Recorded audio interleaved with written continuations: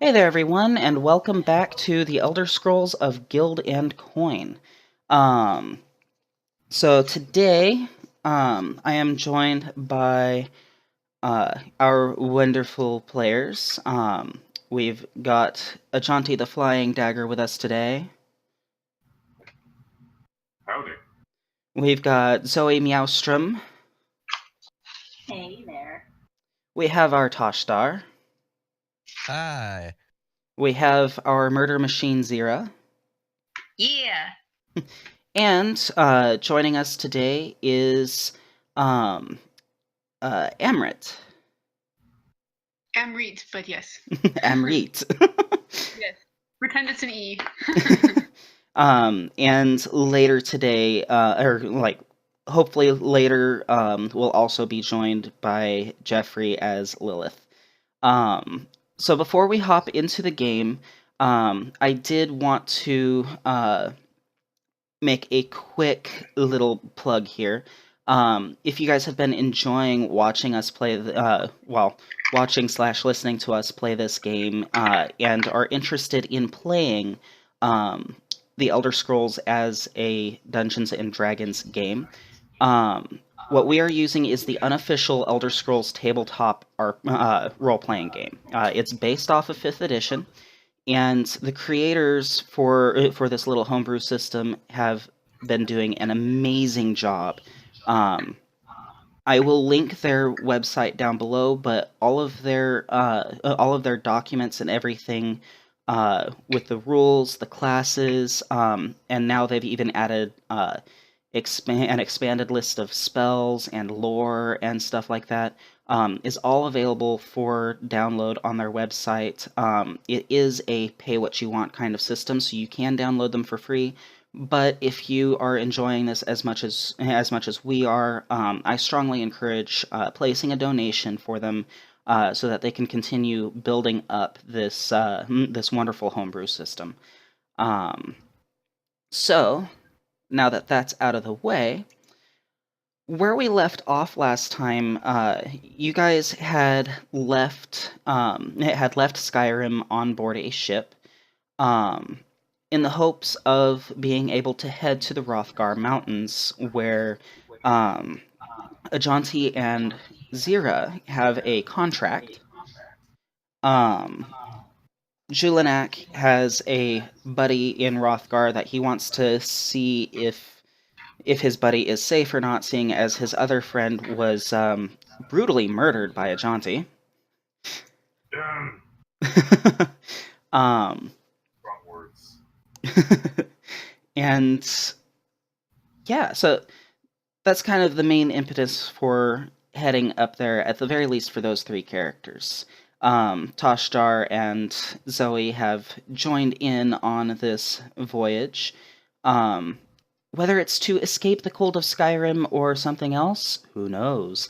But they have hopped onto the ship as well and are traveling with. Your guys' voyage takes easily about a month. Shit. Oh, wow.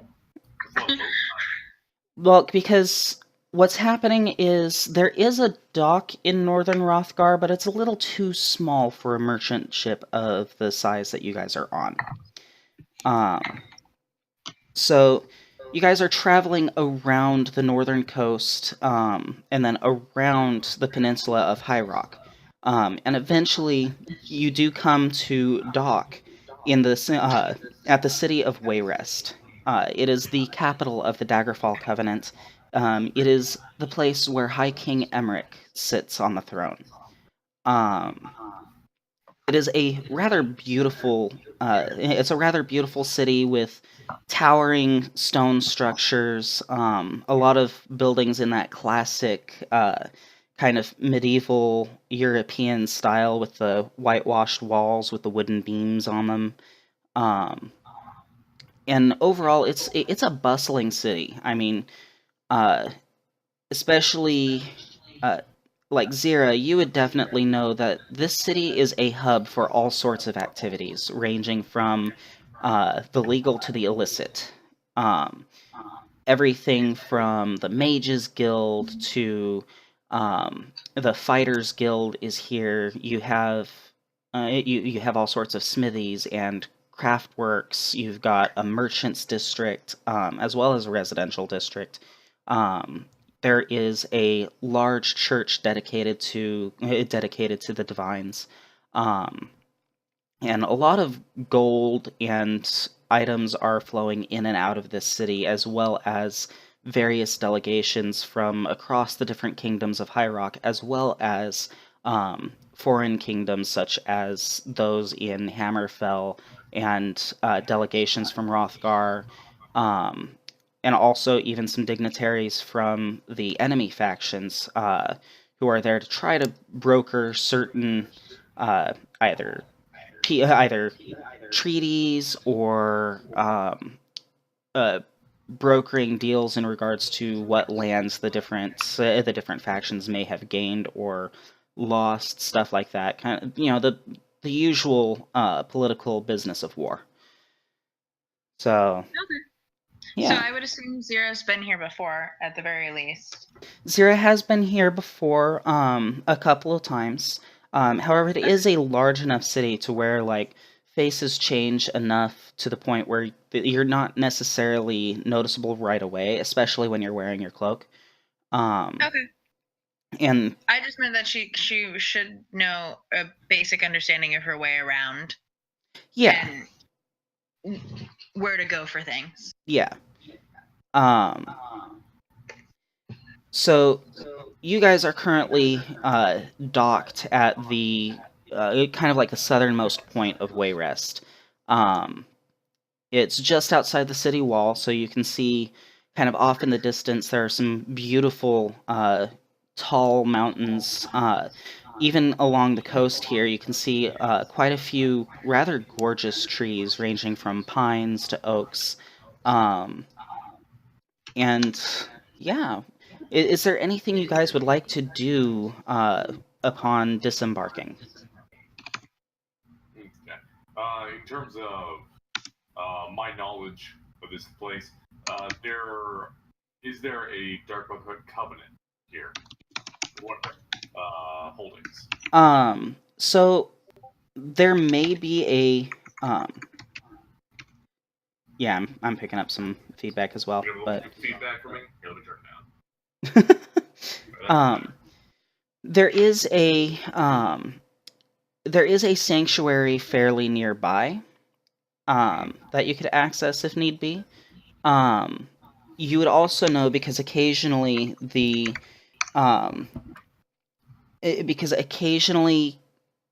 Thieves Guild and the Dark Brotherhood have like little tasks that kind of line up a little bit without necessarily competing. So you're also familiar with where the Thieves' Refuge is here in Wayrest. Okay.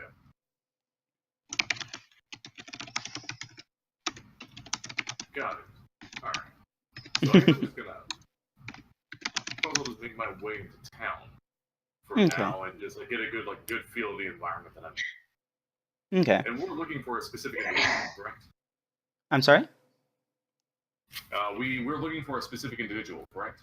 You were looking for a specific individual, however, that individual, as far as you know, has traveled up to Wrothgar. Wrothgar is a few days north of Wayrest, and that's just to reach the mountain pass. Okay, got it. Shopping! Zira is definitely still a teenage girl at heart. It's fucking cold here. Well, Wayrest itself isn't cold. This is actually a fairly Mediterranean climate. Okay, it's gonna be fucking cold, and she's like not wearing a lot in the way of clothing in general. She would like to acquire a few more layers. Fair enough. So this town, as Zira knows, does have quite a few shops. If you guys would like, you can even attempt to make your own armor, and your own clothing and your own weapons, so on and so forth. And there are like in the smithies, there are experts there who may be able to teach you different aspects of creating the things that you'd like to create. In addition, the building off the Mages Guild, the Kirinasium, has both enchanting tables and alchemy stations, as well as a jewelry crafting station for public use. Well, wouldn't hurt to learn or practice my alchemy for a bit. Yeah. Would anybody else like to join the lizard in working some alchemy?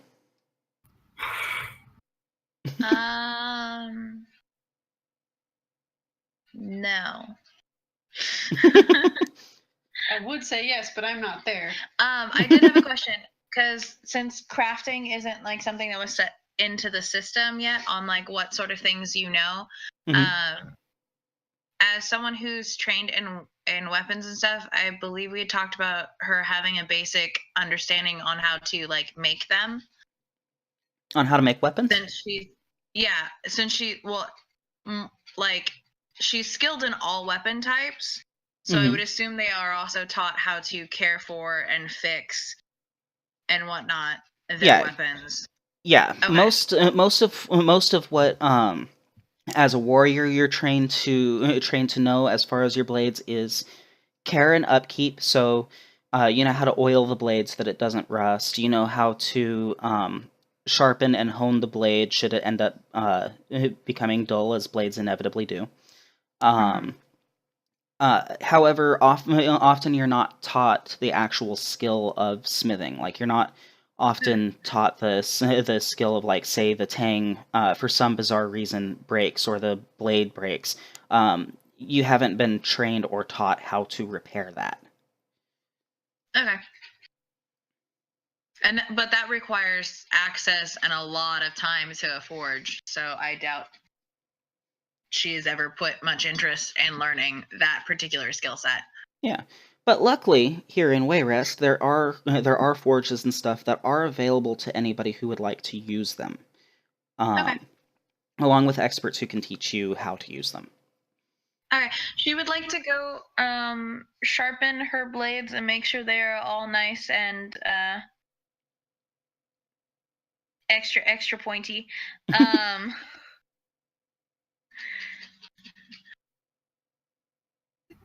In the building next to the Mages Guild, is there just a place that Zoe can go read about magic? Both the Mages Guild and the Kirinasium do have little libraries, yes. Yes. In addition, I the would temple... like to go to one of the libraries. Okay. In addition, the Temple to the Eight also has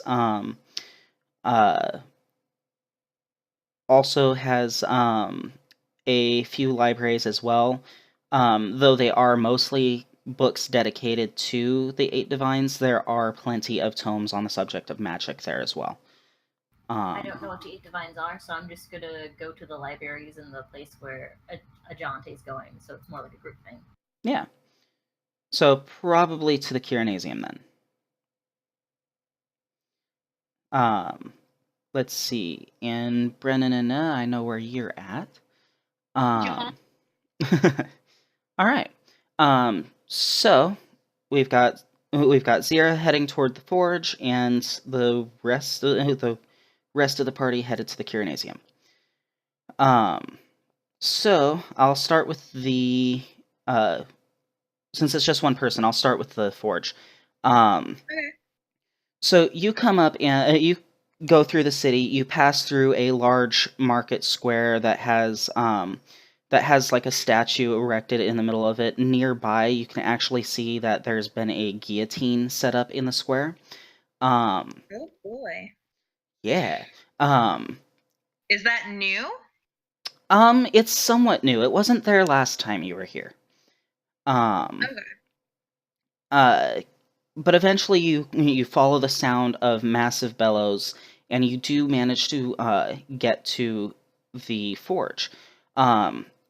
This building is constructed of hefty stones that have been grouted together and everything. It's a very sturdy design, And on the outside of the building, there are these just massive bellows that are operated with pulleys and such, which are pushing large amounts of air into these very hot flames that are powering the forges and everything. And you can hear the clanging of hammers against anvils. You can even hear, amid all of that clamor, the sound of wood being cut and shaped and sanded down in order to create hilts, and in order to create hilts and pommels, as well as staves and bows and the like.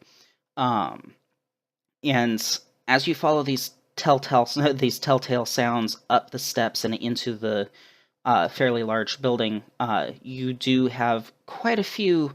There are quite a few anvils and forge access points that you can go to, and walking up and down, kind of making sure everybody's staying safe and such. There is a fairly decent sized orc who kind of looks with pride over this forge as he kind of keeps an eye out and makes sure that everything's running smoothly. Given that look, it's easy to tell that he's probably the proprietor of this forge.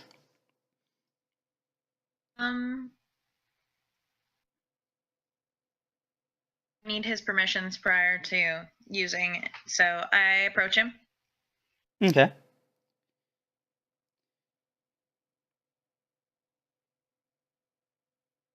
Get his attention. You cut out for the first half of what you were saying? I approach the proprietor of the forge. Mm-hmm. And I give him whatever the traditional greeting is in Orcish. Okay. He turns, raises an eyebrow. Ah, welcome, little one. It's not often I see a red guard who can speak Orcish. I travel with them often. I might as well learn their language. Haha, that makes quite a bit of sense. Are you here to use the forge? Are you going to need any help? I told him that I might need assistance with ensuring my blades are sharp. I'm not as skilled with what is it? Oricium? Is that the Orcish metal? The Orcish metal is orichalcum. Orichalcum, that's what it is. And she carefully draws her blades and presents them. His eyes widen a bit. Those blades are absolutely beautiful. Might I ask who the original smith was? She gives the name. I've heard of a little bit of Grobel's work. I've seen a few blades pass through here, but those are really quite beautiful. And are those Redguard hilts? Redguard design? Yes. Well, you've got some really nice blades. It's good that you want to take care of them. And he leads you over to a whetstone. He's like, "Well, I can show you some of the basics. Unfortunately, I am running a business, so I would need a little bit of payment in advance. Nothing too expensive, just 5 septums." Okay. She gives him 7. He actually looks impressed and immediately sets about helping you learn not only how to sharpen your blades, but also even shows you kind of the basics of how to smith weapons, about different ores you can find out in the world. He tells you about how different races use different materials to help style their blades. On top of that, he even helps you craft a very basic rudimentary dagger while you're there. Yeah, it's more of a pocket knife, but but he does mention that the concept can be expanded and used for different types of blades. So you basically get a rundown of the basics of weaponsmithing. Cool. Yeah. But yeah, your blades are lovely and sharp now, and you've gained a Yeah. pocket knife. Awesome. Yeah. The pocket knife, he does actually have you use uh, iron in order to make it, but he also teaches you how to use star metal, um, which kind of helps temper the steel or temper the iron a bit, and allows you to shape it into more of a Redguard style than an Orcish style, since Orcish style tends to be a lot more angular and hard edged because the orcs pride themselves on having that hardened like orichalcum steel. Yeah. The Redguards kind of use star metal a bit more, which kind of gives it a more it makes it easier to curve while smithing. So Okay. yeah. Over at the Kirinasium, you guys head toward the Mages Guild, which is this beautiful large tower. And as you follow the path down the side of the Mages Guild, it branches off and goes over a little a river that kind of passes through the city. You guys go over the bridge to another somewhat smaller tower, which has Daggerfall banners, of course, up on them on it, but as well as a little sign that kind of shows that it's an alchemy spot, an enchantments area. And you guys are able to pass through the doors, and you are already in a little bit of a library, and in a couple of rooms off to the sides, you can see and even smell, in the case of alchemy, an alchemy table and an enchantment table. And from upstairs, you can hear the tiny clinking of tiny mallets on metal. And you're pretty sure that could be where people might be making jewelry. So, what would you guys like to do while you are here? It's time to make some bomb-ass poison and potions, my dude. I'm gonna read a book. All the books. Okay. So, you're looking at making some bomb-ass poisons. So you manage to head you head over to the alchemy station. Do you have any herbs or components on you? I do not, but I am proficient with alchemy tools. Yeah. So because Elder Scrolls doesn't necessarily use alchemy tools per se, like it's basically whether or not you can easily identify what different components can do, and also helps you to. Sorry, I'm flipping through my notes as I speak. Also helps you to be able to identify potions that have already been made. And on top of that, it might make it a little bit easier to use to make potions and poisons while at an alchemy table. So it's not necessarily alchemy tools per se. So if you don't, Herbs and I don't know how to use them. Can he use my herbs? if you'd like to offer them to him, yeah. Yeah, I'm gonna do that. I'm just like, here, you might need this. I'm gonna go read the book in a corner. I hiss at her thankfully. You raise the spine of gratitude. Yes. So, I heard a duh. Okay, so what we have are 2 springs of columbine, 2 sprigs of lady smock, and 4 dried water hyacinths. Hyacinth, yeah. Yeah, that's it. Okay. Since you are proficient in alchemy, I will say that you already pretty much know the basic traits of those, which basically is all healing. At least as used the as exact opposite of what you wanted. at least when used as potions. Okay, yeah. So I guess I'll make potions with that, and then I'll spend some coin to get buy some herbs to make poisons. Okay.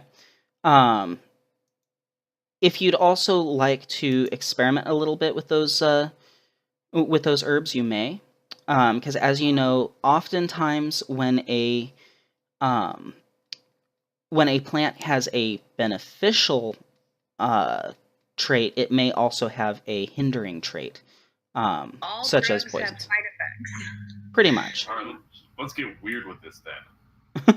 Yeah, let's mix that. Yeah. Okay, so the other thing you're going to need is an oil-based solvent. Would you like to peruse the shop for different solvents? Hell yeah. I Snake would. oil. What was that? I said Hell snake yeah. oil. Send a jab at us, Argonians. Yeah, with some elbow grease. Oh, Jesus. So I'd like you, if you would like, to go ahead and make a go ahead and make an either nature or medicine check. If you are looking for a more effective kind of oil-based solvent. Otherwise, they definitely have grease and ichor in plentiful supply. Okay, I'll make a nature check. Okay. I got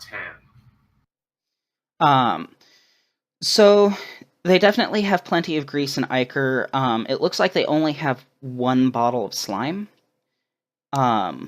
Which, kind of helps definitely make sure that the poison sticks in the arteries and whatnot. So, It's slime time, my dude.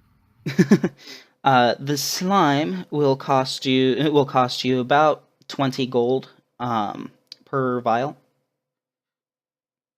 I just need the one, just so I can make enough poison to last for a bit. Okay, so you buy that, and go ahead and tell me what herbs you would like to use with this slime. Okay, one sec, hold on. We're going to use one of each. We're going to use one sprig of columbine, one sprig of lady smock, and the water hyacinth. At this point in your alchemical journey, you can only use two reagents. You're not proficient enough quite yet to use 3. Then we will do some columbine and the water hyacinth. Okay. So, you start blending them together in the slime. Go ahead and make a medicine check for me, please.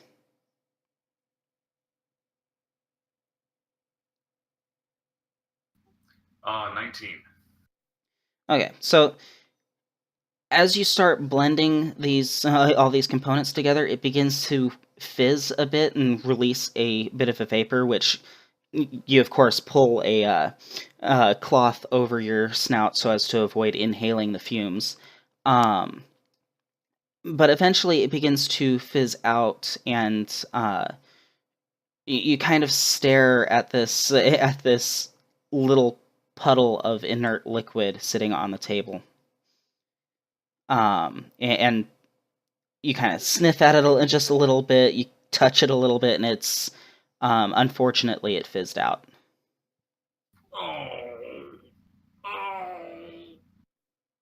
So your best guess is that one of those ingredients likely one or both of these ingredients likely didn't mesh well with the other. All right, we'll try again then. Hold on.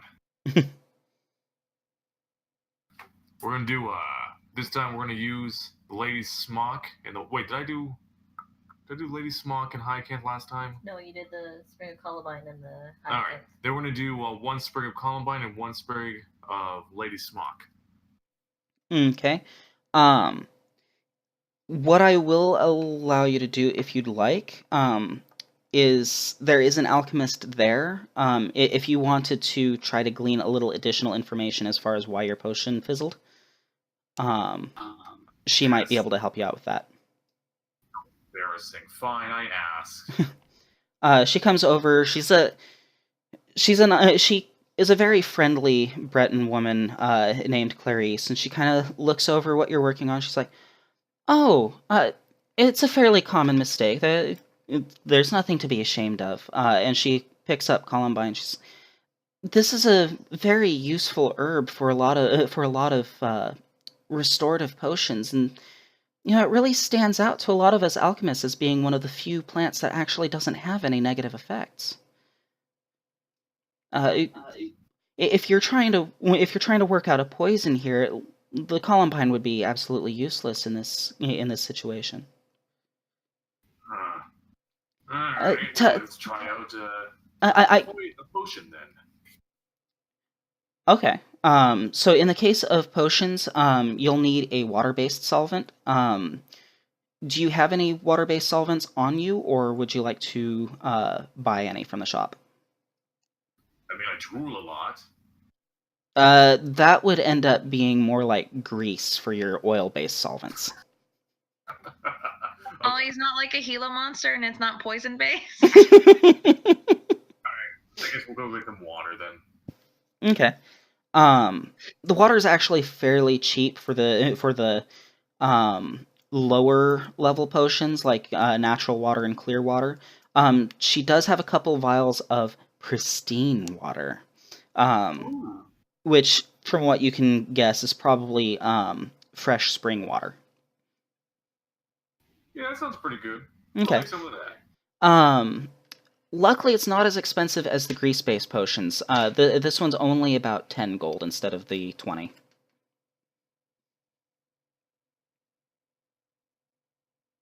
So be it.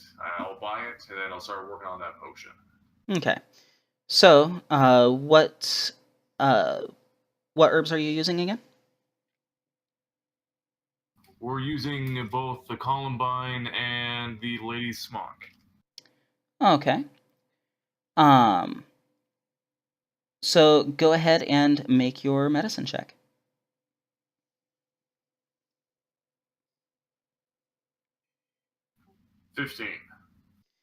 $15.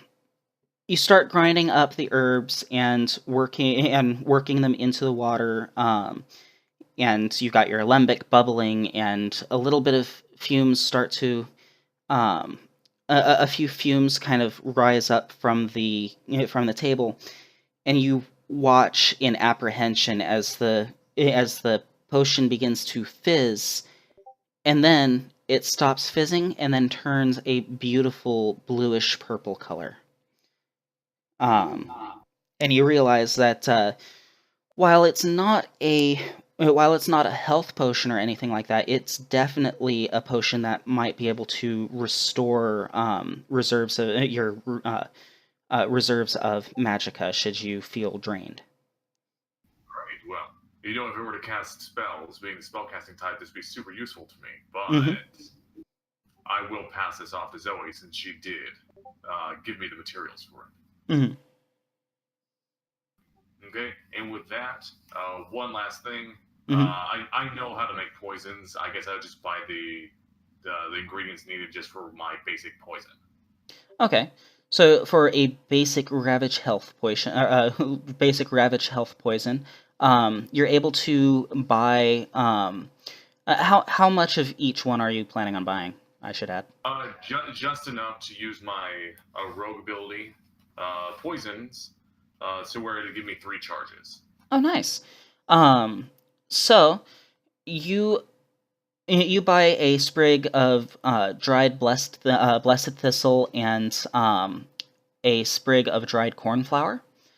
And you also she had 2 vials of slime on the shelf. Did you want to buy the other one for this? Nah, not necessary. Okay, you could probably use grease or ichor then, especially if you have any on your person. The grease and ichor are about 10 gold each. The plants are about 5 gold each. They're both fairly common herbs. Okay, got him, and that will make that poison for me. All right, go ahead and roll with advantage.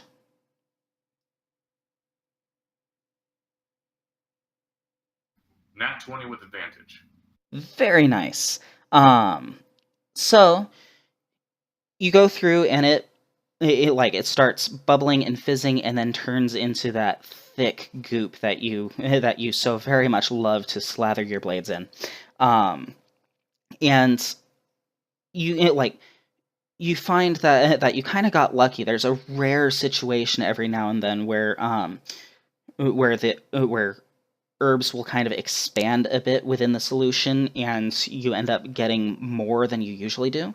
So, in addition to having your 3 charges for this potion, you are actually able, off of an amount that's normally used for one poison, you actually were able to make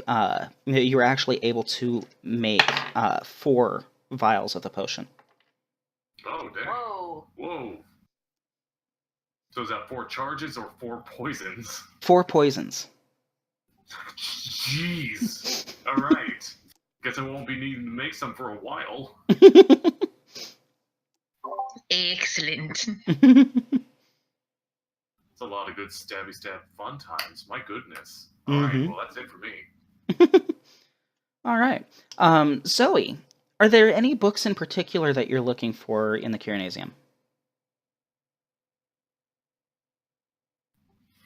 So not particularly, except for like anything having to do with the weather. With the weather? The weather. You do find a few books that describe how weather and climate may affect wild herbs growing in the landscape for your budding forager. Okay.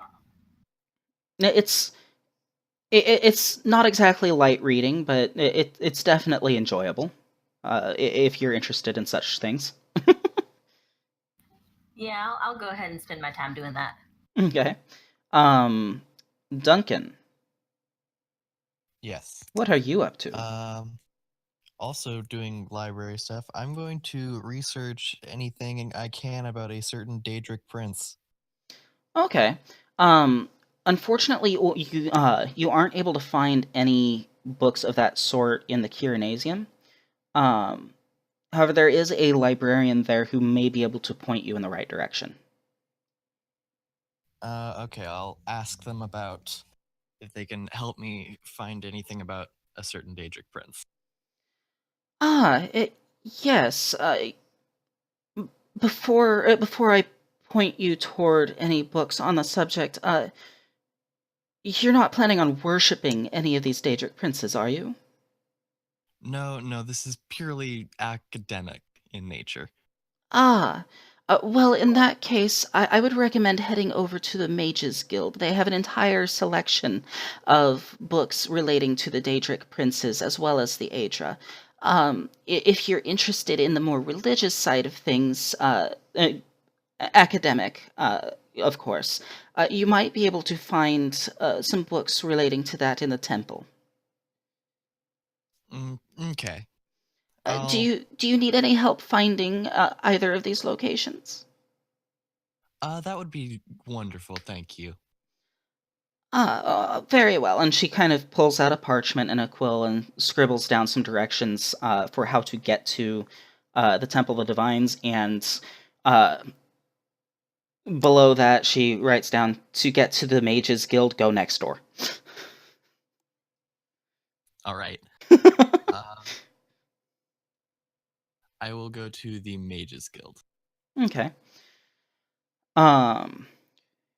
Before we do that, was there anybody else in the Kyrenasium who wanted to do anything in the Kyrenasium?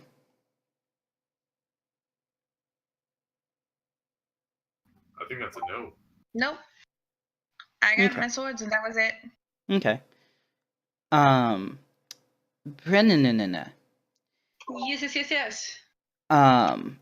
Before we hop over to Duncan's, what is Amrit up to? Trouble. No trouble. Always trouble. Don't lie.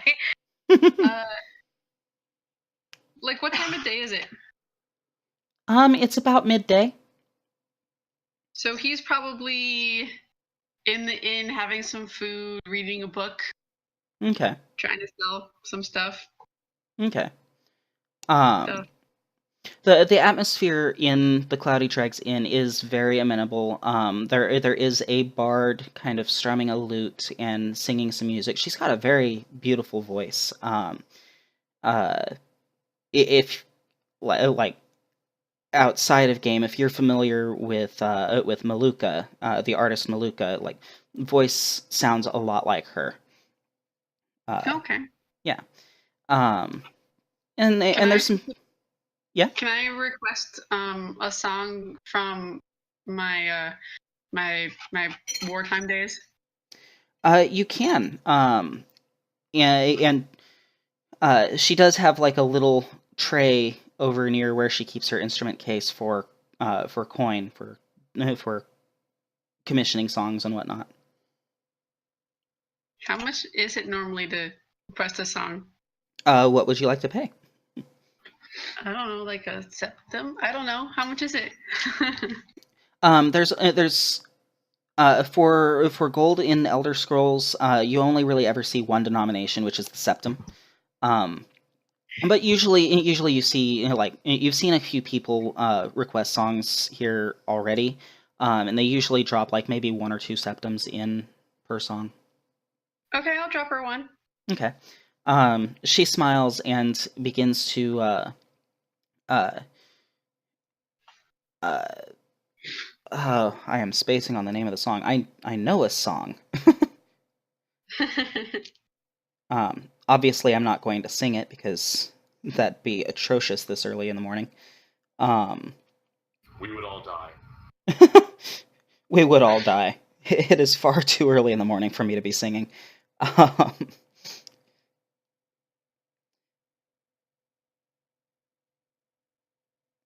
There we are. She begins to sing a song called "The Beauty of Dawn." It's a very wonderful song, and it does kind of take you back. A year or two.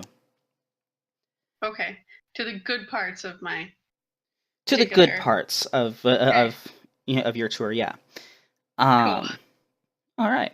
So Duncan, you head over into the Mages Guild, and it's not unlike a lot of the other Mages Guilds throughout Tamriel.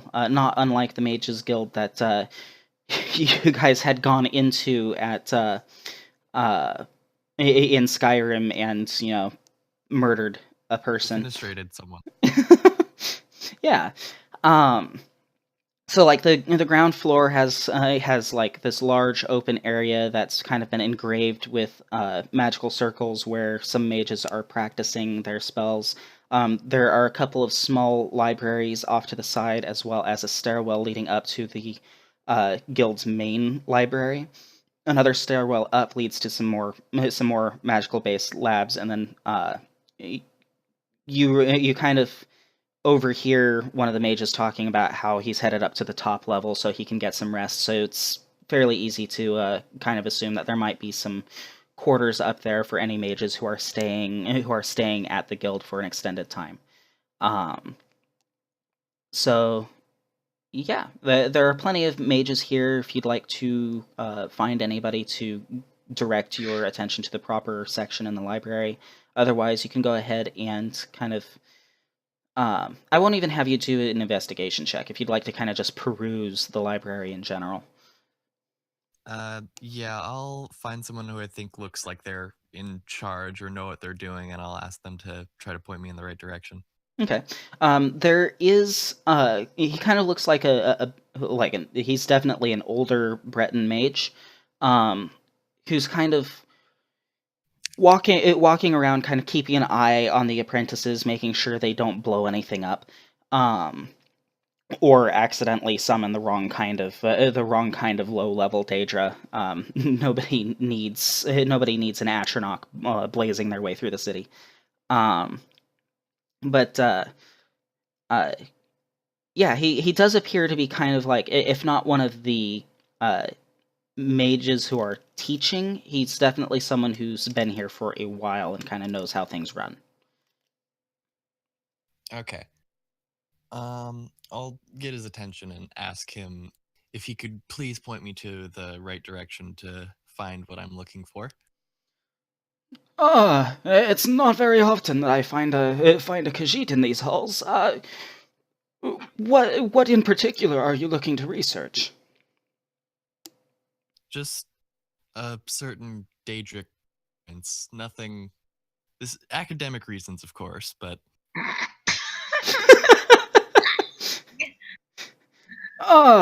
We have plenty of information in regards to the Daedric princes, mostly to make sure that our apprentices don't make mistakes along the way. Follow me. He leads you up to that second level of the library, to a little section which has all sorts of books on both Aedra and Daedra, going through the different types of Daedra that are out there, the different realms of oblivion that the Daedra inhabit, as well as some books on more specific Daedra. A particularly thick volume is entitled Warnings for Dealing with the Mad God. And there's also another slimmer volume on the Black Books of Hermaeus Mora. And as you're thumbing through, there's at least one more book, Deals Gone Wrong, Deals Made with Clavicus Vile, and an historical account. That's a really big book. It is a really big book. And I'd like you to go ahead and do an investigation check with advantage, since you know which Daedric prince you're looking for. all right.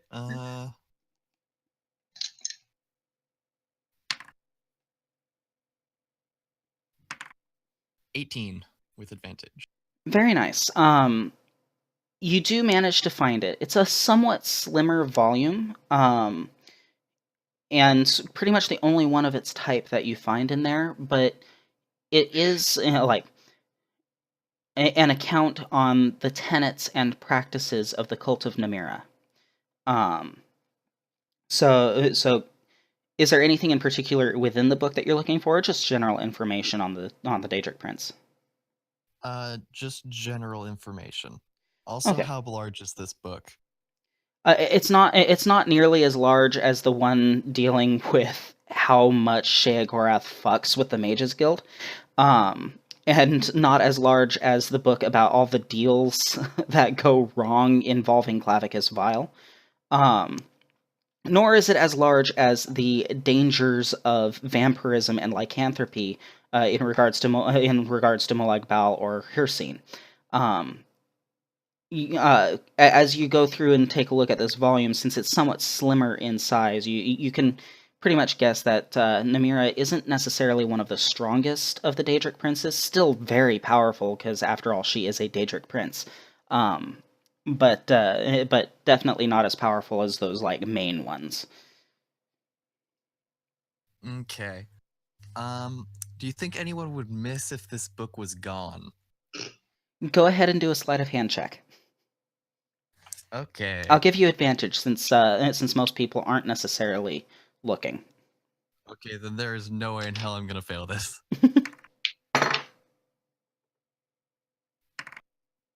20. Not a nat 20, but a 20. Okay. So you're going through and kind of slowly trying to slip the book into your pack, and just briefly you see a mage kind of look up in your general direction, and just when you think you're about to get caught, his eyes glaze over briefly, and he sneezes, and then kind of wipes his nose and goes back to what he's doing, and you're able to slip the book into your pack unnoticed. Nice. Anything else you'd like to do while you're in the Mages Guild? I guess perhaps research some spells. Okay. steal more stuff. No, that's the only thing I wanted to steal. Go ahead and do either an Arcana check or... Yeah, an Arcana check for me. Okay. 15. You're able to find some tomes going over the basics of different classes of different schools of magic. Kind of the general philosophy behind conjuration, behind illusion, so on and so forth, restoration, and the like. You're not able to find any specific spells to learn, but it's always good to kind of brush up. Okay, cool. Okay. So, did you guys determine where you would like to meet back up after you're done with these errands? I assume wherever it is we planned on staying for the evening. Yeah, so probably the inn. Yeah. Okay. So you guys all managed to make your way up to the northern part of the city, into the residential district, and many of the buildings in this residential district have that kind of that medieval feel to them, where the first story is a little bit narrower than the top story, and the lower story is kind of built up of stone and cobble, whereas the top story is all wood and kind of whitewashed walls and the like. Chimneys are already starting to give off a little bit of smoke as people begin to start getting their hearths going for the evening. And amid these residential homes and whatnot, there is a fairly large two-story tavern called the Cloudy Dregs Inn. And as you step in, it's a very homey kind of location. It's very comforting. You can hear some music playing off in one of the side rooms. And yeah, you're able to go ahead and enjoy the evening however you'd like. So that said, Quick question. yes. Would I have had time after sharpening my blades to also go get some like cold weather gear and whatnot, knowing that we are traveling where it will be somewhere I will not be comfortable? Working on those blades and crafting the knife took up a good portion of your afternoon. Okay. Then so, I will hold off on doing that until the next day. Yeah. So, would you guys like to purchase any food or anything while you're here? Sit down at a table, enjoy the fire and the music. You bet I want to buy some food. Now I know who's food oriented. How else do you train a cat? I'm always food oriented. Unfortunately, Zira, Orc Daddy has headed out on some errands of his own. So unfortunately, you'd have to buy your own meal tonight. Much unfortunate. Stares at Lizard Brother.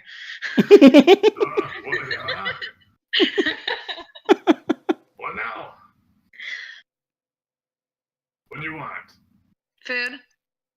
Oh, come with me. Not I a dead leave the thing. tavern. Like actual real food. She glances over at the other Khajiit. Well, I'm gonna go get some food. I'll be back. Okay. She follows you. And I go to near the docks. I'm just gonna go get some fish. Oh, okay. I'm gonna say you probably have some bait on you. Yes. Nothing special, nothing specialized. It's kind of just like your basic kind of chum bait. Go ahead and do a nature check for me.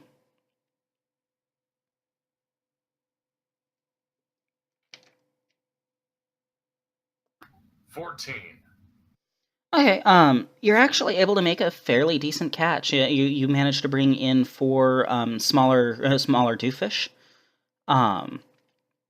So yeah, not bad for a little evening of fishing. Oh, not bad. Alright, that's dinner. Back to the inn. Okay. So in the inn, if you would like to cook, the chef there does kind of allow you to use his fire pit, so long as you don't overshadow his cooking or get in his way.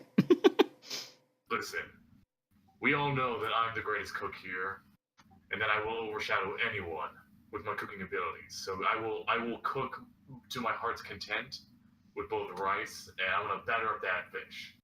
Meaning he's gonna burn it just like last time. The chef kind of like were you saying all of this to the chef? Yes. The chef looks indignantly at you and kind of crosses his arms and gives you this stern look. Oh, Zira is standing right behind him with that look, shaking her head like, no, none of what he said is true.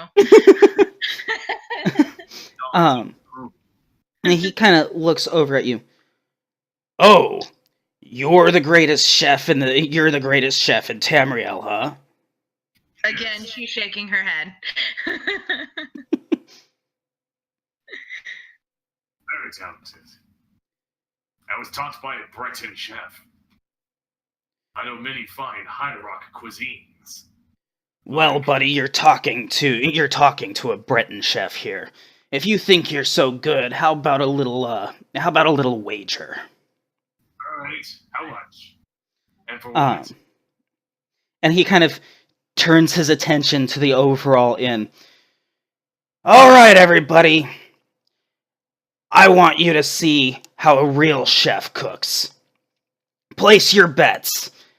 We'll see who's the better chef. This foreign Argonian or me, the greatest chef you'll find here in Wayrest. Are y'all feeding us? I'll yell, is this how we're paying for the meal?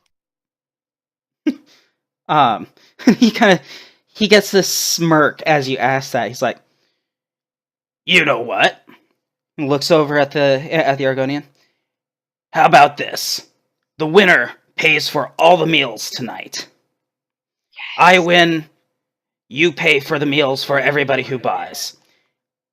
You win, and all the meals for the evening are on me. Challenge accepted. Beautiful. Okay. Zira is now officially happy with either outcome because she will get food. That won't be burnt either way. All right. So, would anybody like to place bets? Well, let's see. I've seen him cook, so I'm betting on the Breton. How much would you like to place in the pot? I'll go ahead and place 5. Okay, so 5 gold on the Breton. It's half of what it would have cost me to eat, so. And keep in mind that this pot of gold that you guys are betting on, that's not actually part of the main wager.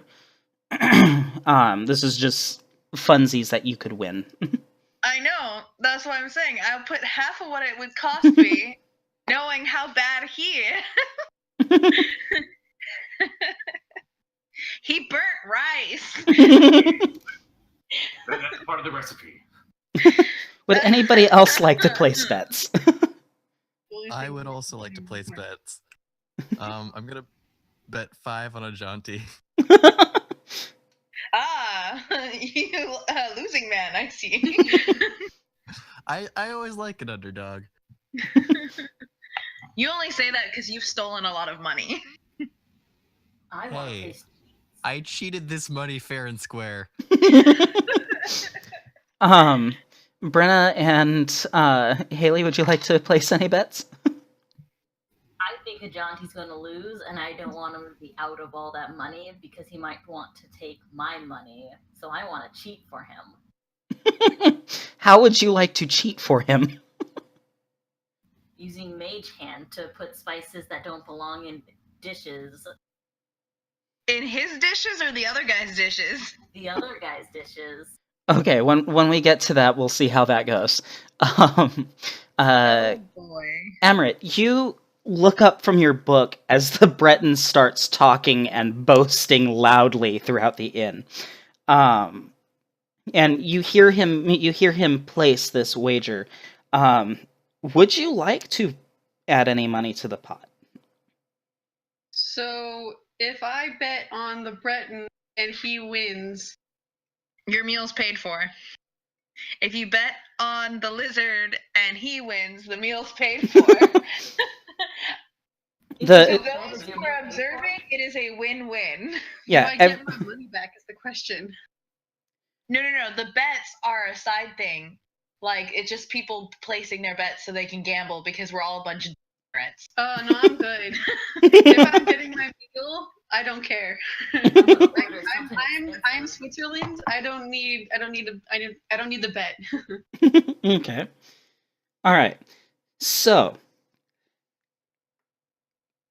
a couple of the inn workers are recruited real quick to clear off the entire counter for everything and to bring out some, your basic herbs and spices and whatnot. The pantry is made available to both cooks. The fire pit is kind of rearranged to allow for two cauldrons to be set up, and even the innkeeper is kind of getting in on this, and she's like, as Emreet would know, she's a very friendly Breton woman by the name of Charisse Briguette, and she sees this as a great business opportunity because it's nothing out of her profits. It's entirely out of her employees' pay, so or what her employee has saved up.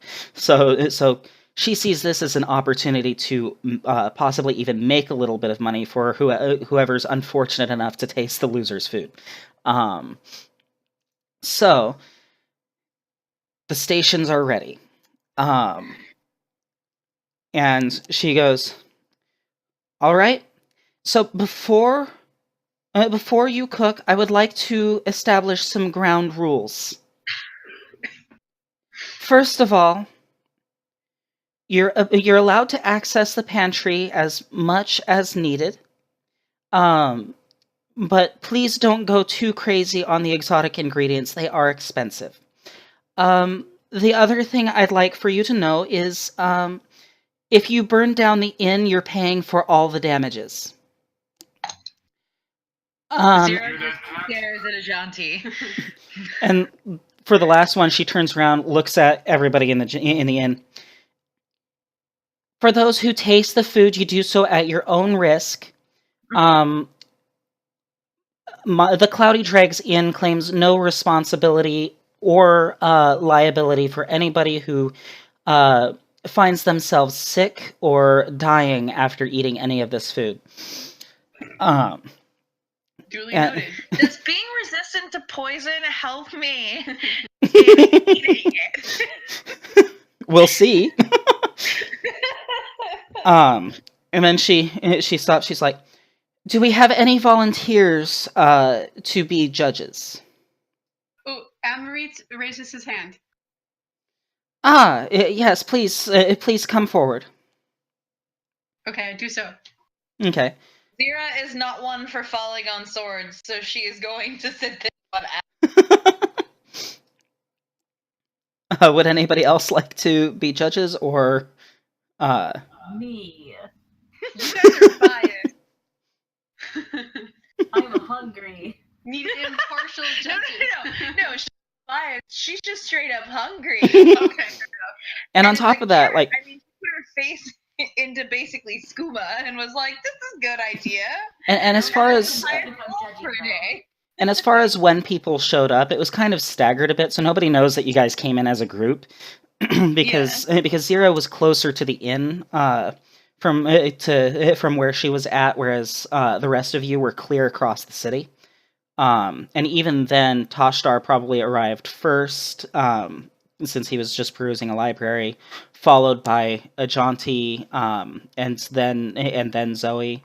And Emreet's been here for most of the afternoon. So she's like, very well then. 2 judges. You will base your judgment on flavor, texture, and overall, how shall we say, edibility. And may the cooking begin. So, Thurman, go ahead and tell me what you are planning on doing as far as cooking. Listen, it's going to be delicious delicacy that I learned on the road. I call it Orsinium mud crab gumbo. So I need a shit ton of mud crab and giant's toe. burnt crab, whatever the fuck that other thing is floating around in there, and So I need horker eyes, giant toe, some mud crab meat, and a leek.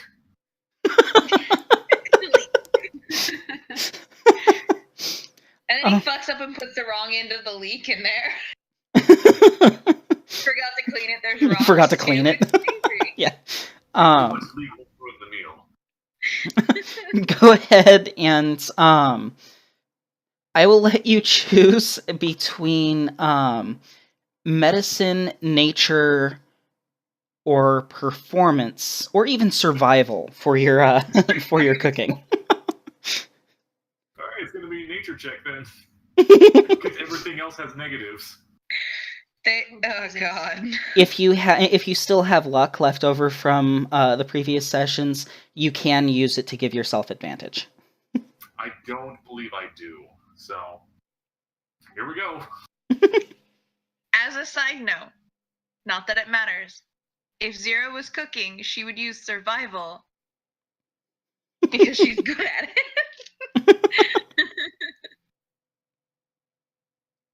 All right, so go ahead and Okay, one sec. I'm rolling for this, right? yes. Yeah. Haley, come here. I need you to confirm this roll. Oh my god, was it a 1 or 20? It's a 1. Oh god! I'm gonna die. Are you sure you don't want to use Shit that ton luck of to money. your I can advantage? guarantee that. So go ahead and describe how you're cooking this dish. I'm just throwing a bunch of shit into a pot and hoping for the best. Oh my god, it's like Also, soft gonna shell crab start- that hasn't been cooked. Yep. I'm gonna do a bunch. He didn't clean anything. There's Yeah. dirt in here. Throwing some soap in just for good measure. He's also shedding, so there's some lizard skin. Lizard skin in there. I'm doing some Argonian chants, praising the hist and whatnot. You can't see my face, but it's horrendous. Brenna's making the best face. Hissing, screeching inside the kitchen. Zero's watching, and she just, thank God she has her hood up, because she's just making that horrified and disgusted face, and is like, they're all gonna die. So meanwhile, the Breton takes out this large, beautifully like it's nice and fresh. It's a pork loin, and he starts setting it out on his station and starts gently, like firmly yet carefully and lovingly rubbing a blend of herbs and spices into the loin itself. You see him bring out some millet grain, and he starts cooking it up separately in in a pot of boiling water with various herbs, spices, salt, pepper, and the like. You see him even add just a little bit of wamasu fat to add a little bit more flavor. Zoe, You said that you wanted to try to sneak some other spices into this. Listen, I wanted. You know that Mage Hand is visible, right? Gotcha. So now I'm too busy like sitting and waiting. For, oh yeah, I'm gonna get some food, and I turn to am I right? Amrit. I'm sorry. Please repeat that. Amrit. Amrit. Turn to Amrit. Like, so, you like food? Yes. Most living things do. Fair point. Fair point. Do you live in this town? For now, I'm traveling. I myself am just traveling along as well, so I look forward to. I'm pretty sure the chef's gonna pull out all the stops. So really excited to eat it. I am intrigued.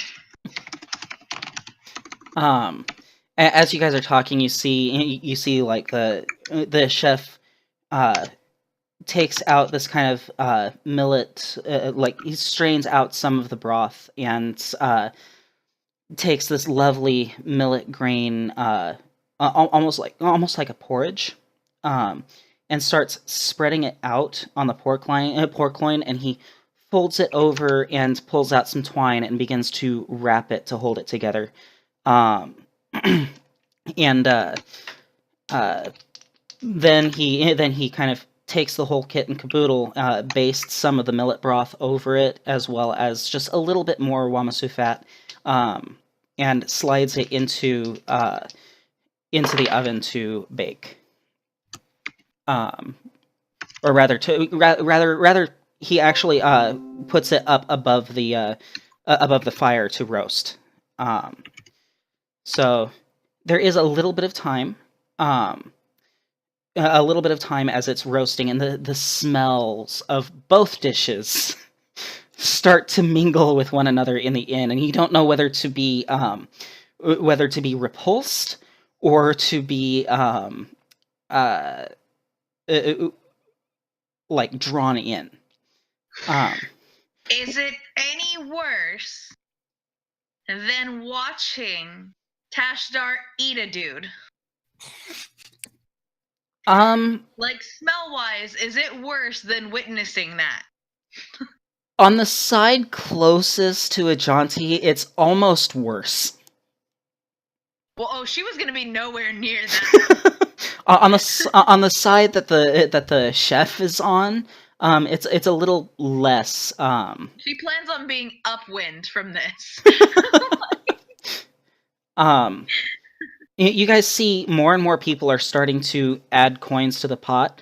There are a few people adding coins to Ajanti's side for some bizarre reason. Perhaps they're like Tashdar and favor the underdog. Like, maybe it smells horrible now and will taste awesome later. But by the same token, quite a few others are placing money in the pot for the Breton. So, Ajanti, I would like you to make another check, as you're tending to this, whatever it is. Excellent. See, the first part is to disgust everyone, so the surprise later will make them extra happy. Yeah, they all die. How does a 6 do it for you? Dead. You're rolling a d20, right? You might have to roll a new character. I'm pretty Here comes the second part. I add a bunch. I just grab things off the shelves and just start dumping it in there. Are you doing this kind of Chef Gordon style? Are you talking to the observers about what you're doing and your thoughts behind it? I explain every step. Go ahead and fill us in. So what I'm doing now is I'm adding this basil and oregano to the Horker eye. So what we really want to do is we want to roll it in the spices first. Give it a good spit shine on it too, just so it makes sure it's clean. And then we want to throw it in and scream at it. You have to scream at it. That's the important part. Emreet kind of leans over to the kitty next to him, and then very softly, does he not intend to cook the crab meat? We're not there yet. I'll tell you a secret, but only if you can keep this secret, okay? Okay. I know him. The last time he cooked something, he burnt it. Oh. Very well. Yeah, no, I'm here to eat the chef's food. I don't know what he's gonna make, but I'll probably pretend to eat it. I should prepare my stomach. And your bowels. Say a last rites before we eat it. Don't worry, I'll put you out of your misery. I might have to. Hey, she can offer a service. She's like, any of you who feel like dying after, happily obliged, pay up front. Zira, go ahead and make a... actually, what's your passive wisdom perception? Her passive perception's a 15. 15. Behind you, you hear Charisse talk to one of her staff members. Darling, can you head over to the temple for me? I need you to grab. The cleric. I need you to grab a priest of Arche or even of Mara. It's just any priest, really. I'm worried about how this is going to go. All priests. Oh, Zero turns around and looks at her and she's like, "You're gonna need more than one." Her eyes widen. She's like, "What did I get myself into?" And then looks over at her staff member. Fetch an alchemist or two while you're at it. If I hear that, I just point to my table with potions sitting on it that are slightly glowing. It's like, I may have some. Oh, thank the divines. Tashtar, what are you doing while all this is happening? Oh, you cut out, by the way. Where did I cut out? You were talking to Emreet, and then there was nothing. Oh, she looked at somebody and said, "Fetch a." She looked at her staff member and asked them to fetch a few alchemists while they were at it. And then Emreet had mentioned, and she's like, "Oh, thank the divines." Okay. So Tashtar, what are you doing while all this is going down? Starting to regret my bet.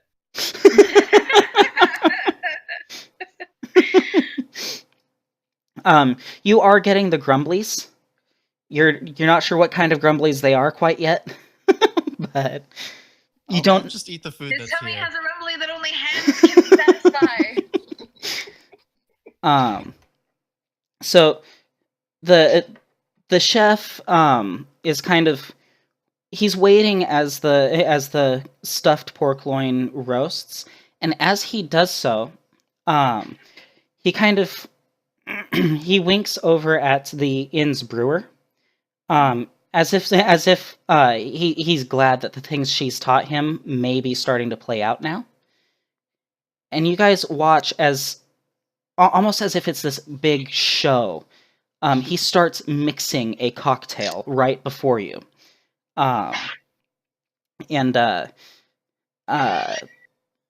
it's a pretty wonderful show that you're watching. I mean, like he's taking several different drinks and working them together, and you even recognize some of the drinks that are going into it, including but not limited to a dark elf delicacy of a drink called Flynn. Oh, that stuff was good. I liked that. Yeah. You even see a little bit of fire brandy go into it and the like. I mean, this is an amazing show that you're seeing, and upon request, you find out that the Breton's name is Guy. Guy Fiero. And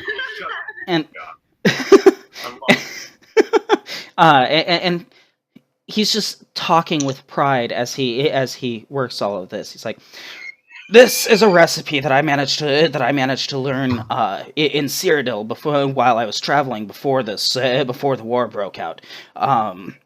some of the best chefs in Tamriel all gather in these inns and taverns in Cyrodiil, and I was privileged enough to learn from the gourmand himself, the very chef that catered to the emperor.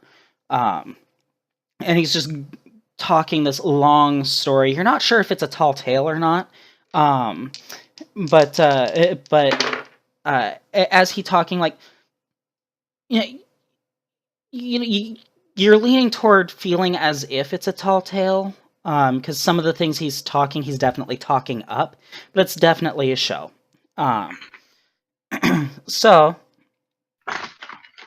eventually the roast finishes up, and as it was roasting over the flames, he was basting it over with a little bit more of the broth and wamasu fat mixture. And he eventually takes it off of the fire, sets it down at his station, which he's cleaned, and begins slicing it up. And it's one of the most beautiful stuffed pork loins that you guys had ever seen. And Amrit, in your long life, you've never seen a pork loin cooked so beautifully. Oh, I want it. Meanwhile, Thurman, what does your dish look like? Vomit. Cat vomit. Add one last thing. It is mostly a horrid like Aquaman puke green with I guess you would call it a mixture of brown and ugly. So lizard vomit. Yes. So I'll pull out my lizard vomit. Mud crab I throw in there raw. It's boiled stew. And then finally I pull out the secret ingredient. The leek. That he puts in wrong and didn't clean. Was I someone you were supposed to assassinate and I didn't know it?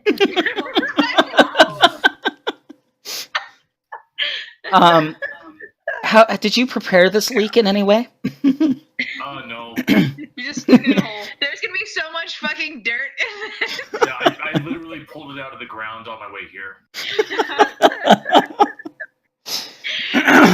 He doesn't cut it up and he doesn't rinse it. He just throws the whole fucking thing in. The whole thing into the pot. Yep. It's not even a leek. It was a weed.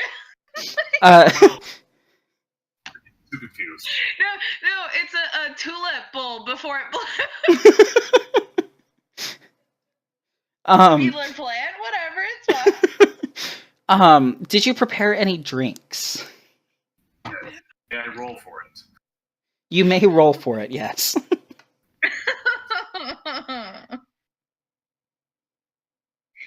Oh, that's 20 total. Nice. Hey, at least not everything in your dish is poisonous. The leek is fine. So He shook off enough dirt. I call this beverage water with a slice of lemon. Do you add anything to the water with slice of lemon? Yes. Lemon. Maybe a little bit of sugar. He makes a really crappy lemonade. Put a piece of the leek in there. As a garnish. You're gonna die. Thurman? Who's not gonna eat it? Thurman? Yes.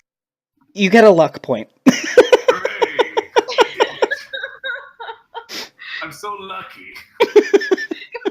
Yeah, you're not gonna eat it. You're fine.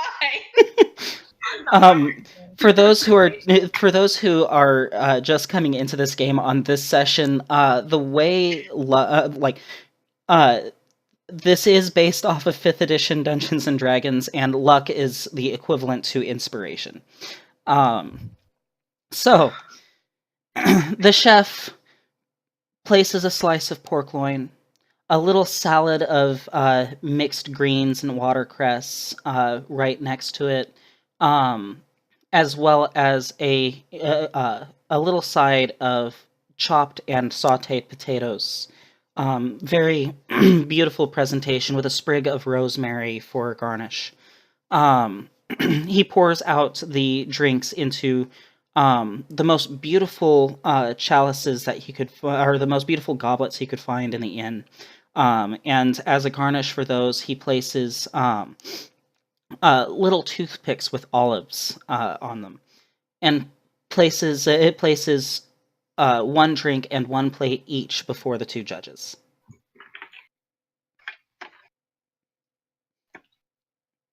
Okay. Are we getting both dishes at the same time or one at a time? I would say maybe one at a time. Thurman, are you kind of just slopping it into a bowl and? Yeah, it's very reminiscent of Soviet Russia, where you just get a bowl of soup and I say next, and a glass of water with lemon. Impressive. The drink on the bright side is in a very nice looking goblet. That's where the 20 comes in. Okay, so our judges. I'm sorry. What would you like to start with? Do you want the taste of lizard vomit and ass in your mouth or last? The problem is, am I going to get sick before I get to the good food? This is true, but you don't want to throw up after you've had the good food. So what I'm gonna do is I'm gonna grab the bowl of mud crab goulash or whatever he made. It's a gumbo, thank you very much. Gumbo. My apologies. In I will quotes. grab the bowl, like pull it close to my face with a spoon, and kind of get it. You don't even have a spoon with this. The leek is the eating utensil. Fair enough. Grab the. That's what he did right. Was he peeled the leek and he's like, these are your spoons. No, he popped the whole leek into there. Oh God. Okay, I will pull off a leaf of leek We and went use to it 4 as a spoons. spoon. Use it as a spoon. So And like the aroma that you get off of this dish, is reminiscent of a mix of bile, rotted fish, and you're pretty sure just a hint of sewer water. okay, I'm gonna scoop up some in the leek. A Horker eye floats up to the surface. Hold my breath, pull the bowl closer to me, and then to eat it. Pretend to eat it? Yes. I'll also pretend to eat it. Go Pretend to ahead. take Go ahead and do a sleight of hand check for me. Okay. Thurman, if you'd like to make an insight check, you may. Let's see how. Want to see the expression of how much they love my dish. That I put all my hearts into. And that, Zilla, Babbitt. So what'd you get, Brenna, on your sleight of hand? That would be a 5. Thurman, what's your insight? You got a what? I got a 2 for my insight. Oh, you're fine. Barely. Beautiful rolls today. All right, Brenna, go ahead and give your judgment.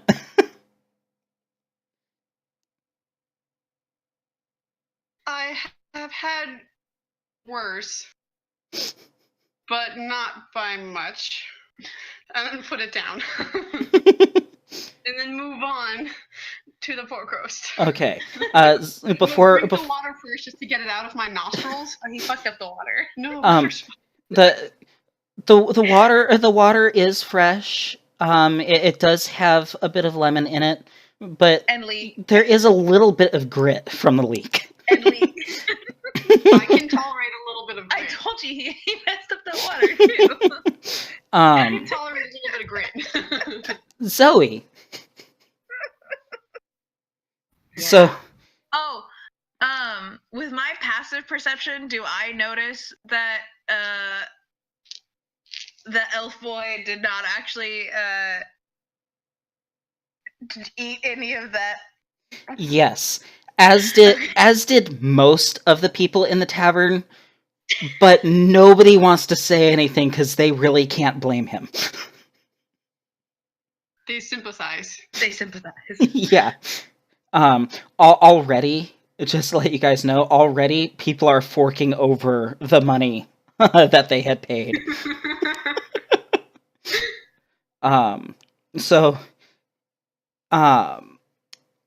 let's see. Those of you who put money in the pot for a jaunty, lose your 5 gold.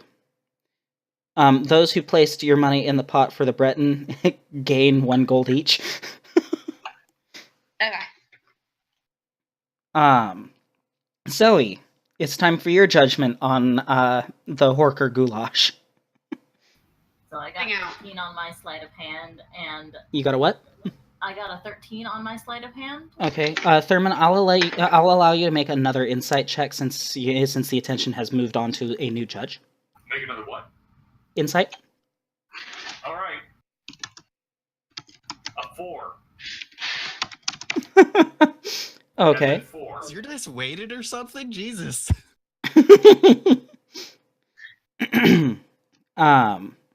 So go ahead, Zoe, and make your judgment.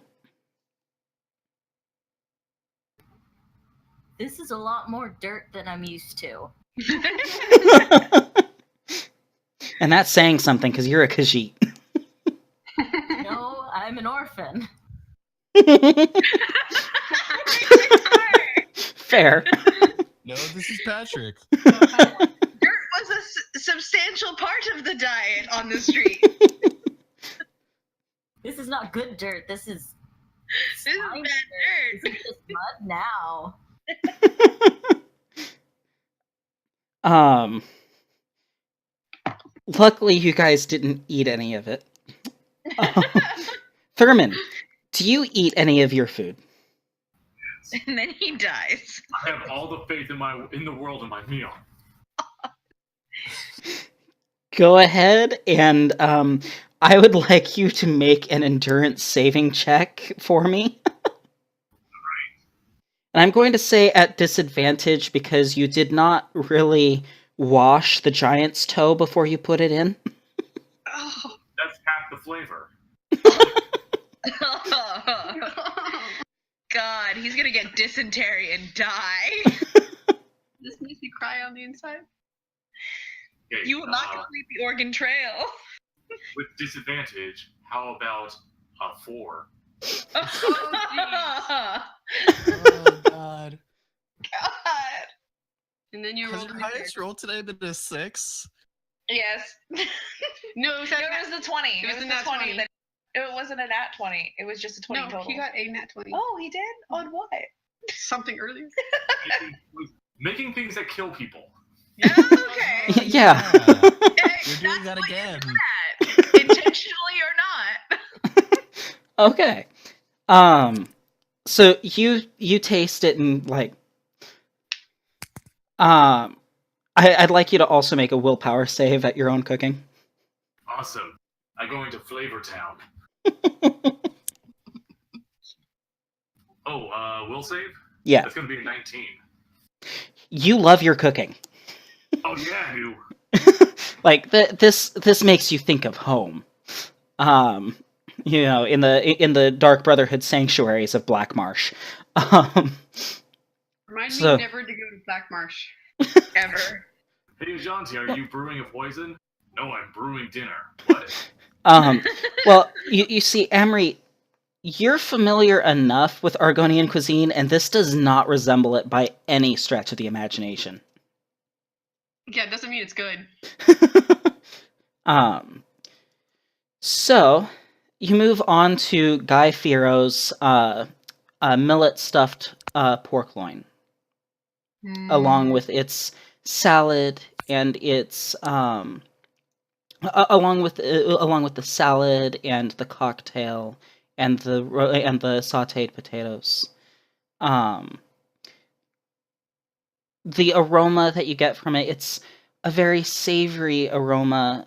You can definitely get a hint of that wamasu fat. It's not overpowering. It's just enough to kind of get your mouth watering and to purge your nostrils of the Wrothgar goulash. I just want to say that as soon as I get done faking eating Ajanti's meal, I'm just going to start horking that meal into my face. The horker goulash or the pork loin? Eating that pork loin. Okay. As the pork loin, or as you take a bite out of it, I'm assuming Amrit's a lot more delicate with the way he eats. Yes. Yeah, he's a high elf after all. The meat practically melts in your mouth. It's just the right amount of savory and umami. The millet stuffing it is just beautifully balanced with the herbs and spices he put in, and you didn't even see him add goat cheese to the stuffing, but there's just a little bit in there to kind of enhance the flavor and to help prepare the palate for the rest of the other flavors. You are playing to my weaknesses. The cocktail is one of the best you've ever tasted. The Flynn is balanced perfectly with Blackbriar mead. And there's even a drop of honey that somehow that he had added as a garnish in addition to the olive, which is floating in the center of the surface of the drink. And that drop of honey just lends just the right note of added sweetness, and the olive gives you just a little bit of saltiness to it to help emphasize the sweetness of the drink. Would you like to make your judgment? Me? Yeah. Orgasm face. Yeah. Amrit takes a long moment just savoring the taste, closing his eyes and just relishing in it. But then when he slowly opens his eyes again, he's just this. He just what? Are you an Adra of cooking? I do not claim to be. This is one of the simpler dishes that I learned. Simpler dishes. Remind me to come back when you adventure. You were cutting out just a little bit? Simpler dishes. Remind me to come back when you're feeling adventure. Okay, Zoe, go ahead and make your judgment. I'm not going to say anything till I'm done with the entire meal and everything is empty. So, you're practically wolfing this down. Yes, as much as a wolf a cat can be. You feel that you don't even need to add any moon sugar to the dish proper. It is one of the best things you've ever tasted in your orphan life. And the drink, you could swear that it could have had moon sugar in it. I don't actually know how familiar my character would be with moon sugar. You've had moon sugar on multiple occasions, like from meeting other Khajiit and whatnot. And you've even had it a few times in previous sessions. Like aside from the messed up one. What's that? I don't need it in everything. No, but it's delicious. Yeah, as a Khajiit, you have a strong tendency to favor things with moon sugar. The drink doesn't the drink doesn't have any moon sugar in it, but it tastes like it very well could.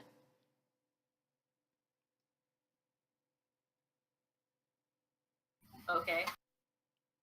It's the best. I think I know that from all the descriptions of how delicious this all is, and then Ajante's death soup.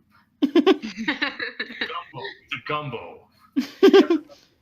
So, you finish, and you're definitely nice and full, happy kitty belly, and everybody's looking at you apprehensively. You just food coma?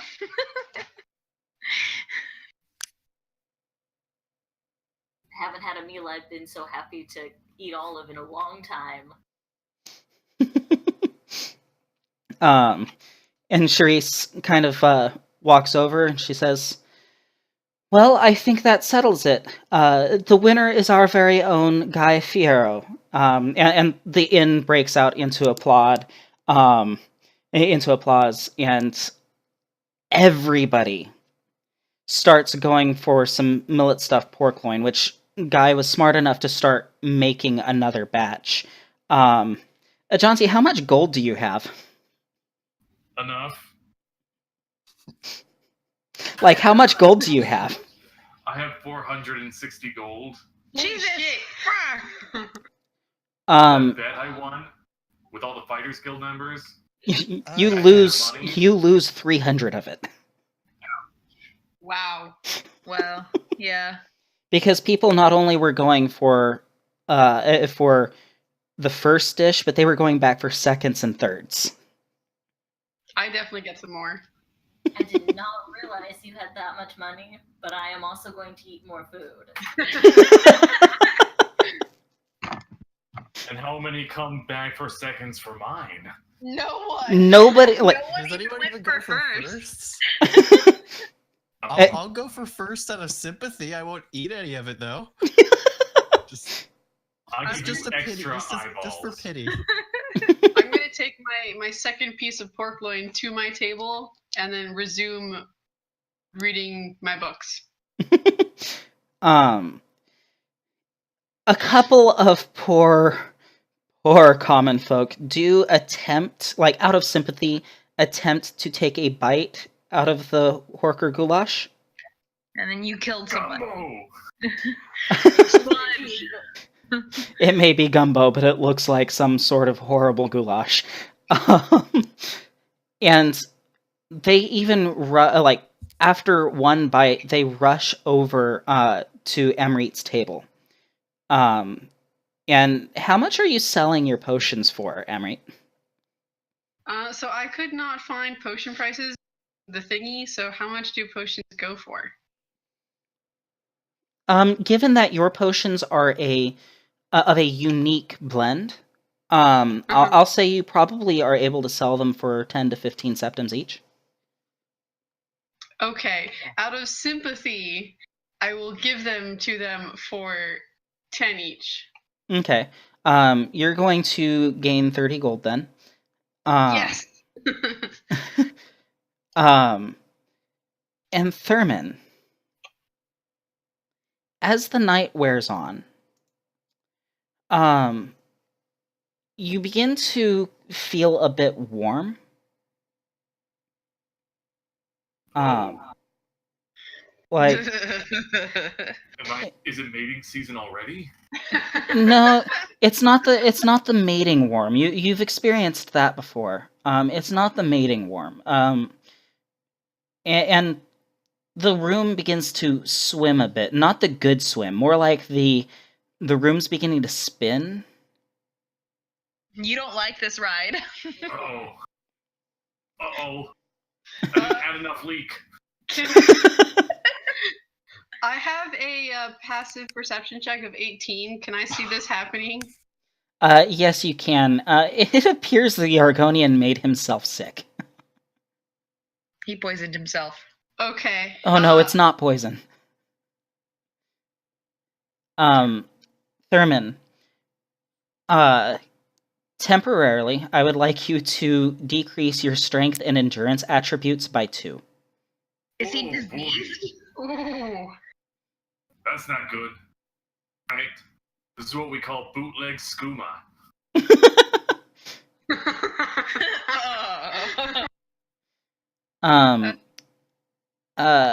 Emery, if you'd like to make a medicine check, you may. Yes, please. Roll on the thing. Why? Uneven services. Oy. God damn it. Here, right here. No, Right, that is even. That would be a 14. You've seen this before. During your time fighting for the Aldmeri Dominion, you've seen, like, occasionally soldiers would supplement their rations with mud crab off of the, like, from the streams and coastlines. And usually when they didn't cook the mud crab fully enough, or otherwise had a bad run-in with the larger mud crabs that kind of started attacking them, they would often exhibit a lot of the same symptoms. It's a disease that has come to be called swamp fever. Oh. Oh, I get a disease? Yep. I'm an Argonian. I'm immune to diseases. Somehow this one was made worse. Oh no. Quite possibly because of the giant's toe. Maybe because of the unwashed leak. It could have been the Horker eyes. It could have been any number of things. The giant toe. Damn it. Do I have anything that would help? A stomach pump. Or You do have- I have to go, or do I have to go get a priest?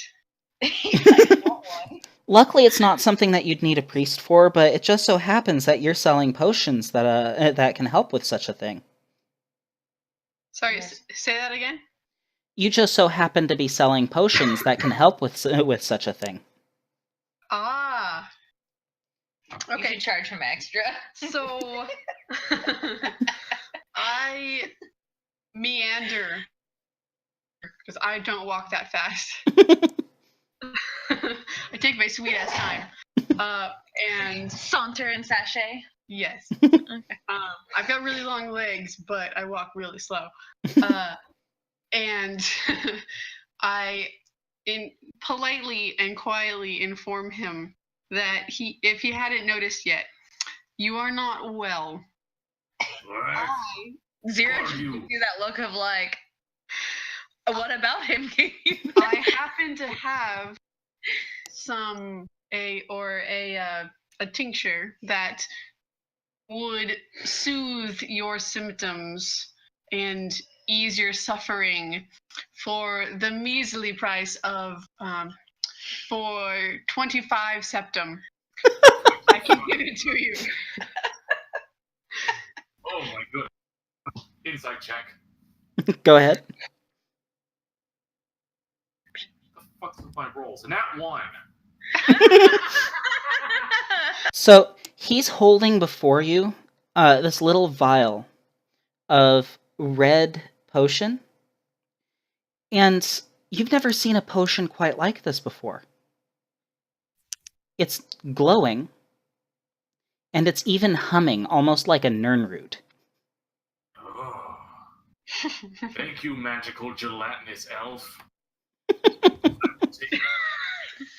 Oh no, you have reached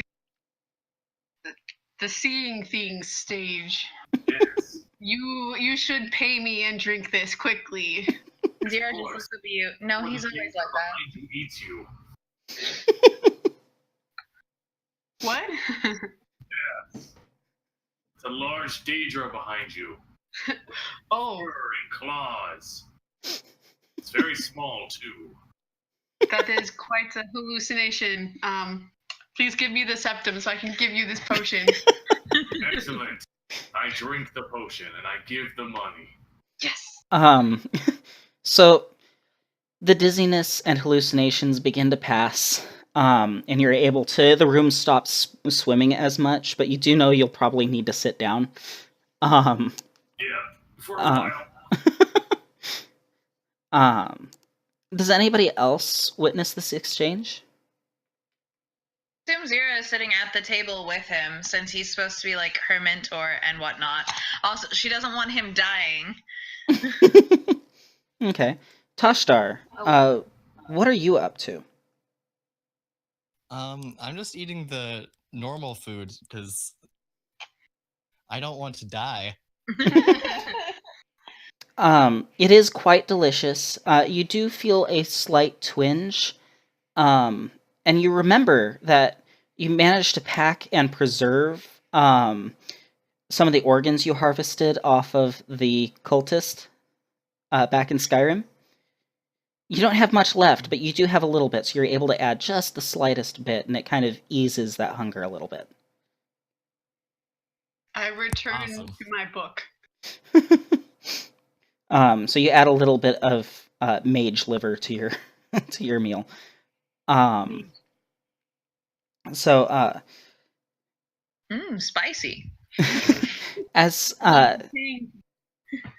as you guys watch Emery move back to his table, you find that his table is actually littered with many of these different kinds of potions. A lot of them are glowing and humming, kind of like that previous potion did. Others kind of have this unique swirling effect to them. All of them look not only beautiful but quite helpful. And he sits down at his table and begins reading his book. So Zoe, I think you mentioned that you went over to sit down with your new elf friend.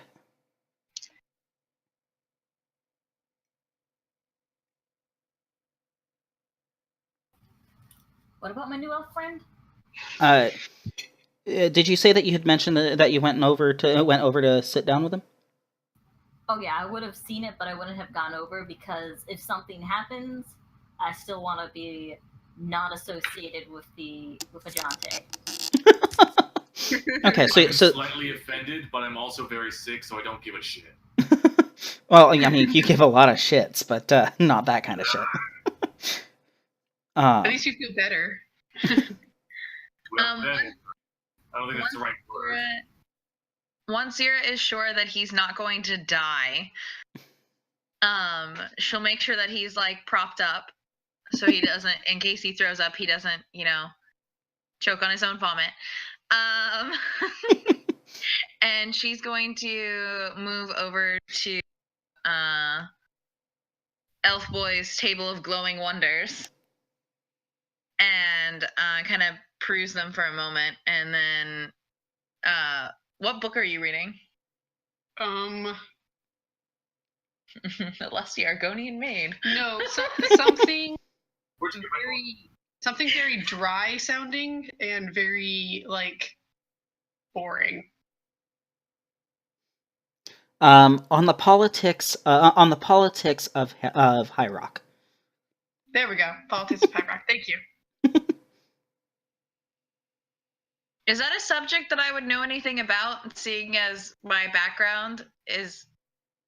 Oh, I would also like to add that the table, while littered with potions, it's also littered with books, and I've used a lot of the books as different shelves for the potions, so they're displayed vertically and horizontally.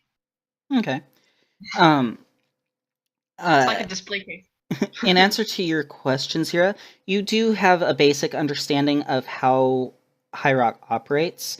It's kind of a group of a bunch of independent city-states, and with the war going on, they all look toward the most powerful city-state, that of Wayrest, here in Stormhaven.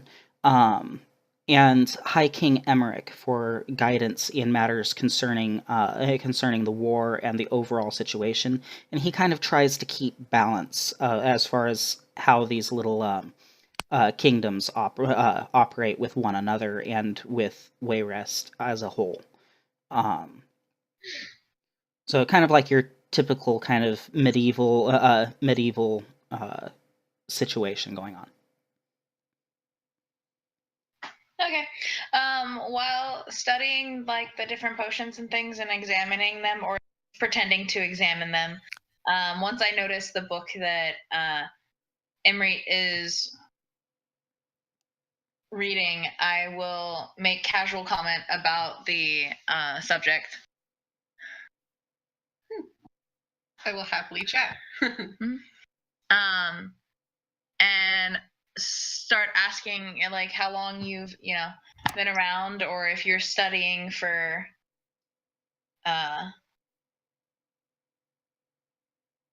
business or pleasure. Your choice in books. Oh. I am a voracious, so anything I can get my hands on. I have already read all of these. This is the last one in the inn. I've been here for 2 days.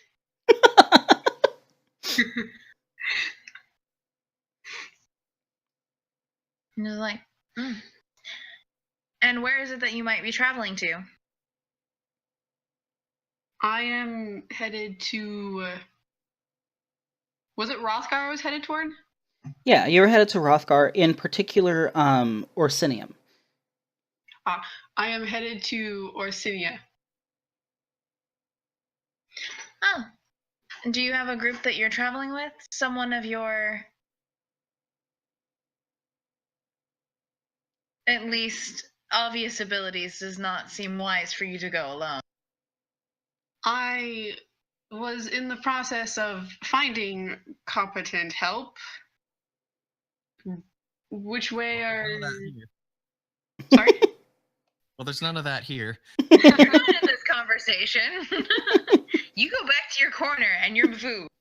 And your liver.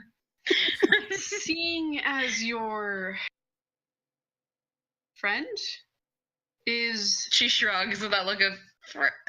is not so good of a cook, I assume they have some other skills? Yes. Some.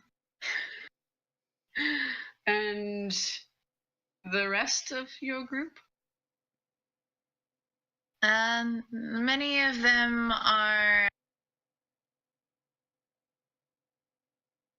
very diverse in their skills, though it seems our group has quite a focus on magical studies. Interesting. Are you headed north, south, east, west? We are also headed to Wrothgar. Oh, perhaps we can travel together. Perhaps. And perhaps you might be able to make use of my services as a hired blade. Oh, interesting. For one so small. Oh, you'll note that she has these two kind of appropriately sized to her, but still rather long blades that seem to be in very nice sheaths across her back, and then at her lower back she has two smaller ones also tucked in neatly. Nice. I don't think I've described Amrit yet. Nope. No, you have not. Oh, I should do that. Yeah. So Amrit, being an Altmer, is super tall. He is 6'10", lean. He's almost 2.5 feet taller than me. Yeah. And so he has like a pale, like white gold sort of color to his skin. No, he's not bald. He's got white hair that's like platinum blonde, like just to the shoulder blades, like just the bottom of the shoulder blades, and gold eyes. But there's something about the way that he looks at people that hints to something darker than his whites and his golds in his normal skin tone. And he's wearing like nice but not like formal robes that have like a little bit of filigree in them. They're like deep blue. And obviously he has his pack of potions and stuff, and a pile of books. So that's basically him. Zoe, you are seated at the same table, so if you'd like to get in on the conversation, you are more than welcome to.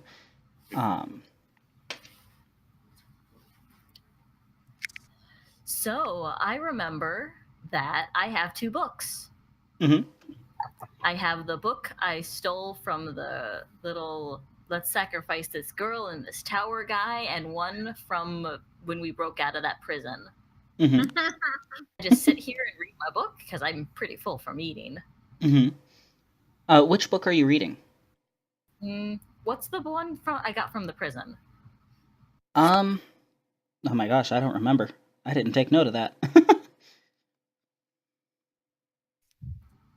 All right, then I'll go ahead and read the other book while we can remember what it was later. Yeah. I just pull it and put it in my shirt. The book you're reading, it's a handwritten journal of what that mage had been doing, and in one of the pages, because I'm assuming it's kind of out on the table a little bit so that you can eat while reading. Both Amrit and Zira notice that there is an emblem that has been scrawled inside, and it's a sigil you both know very well.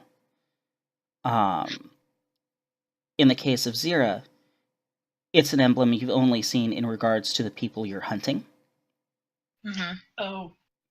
And in regards to Amrit, it's a symbol from your past.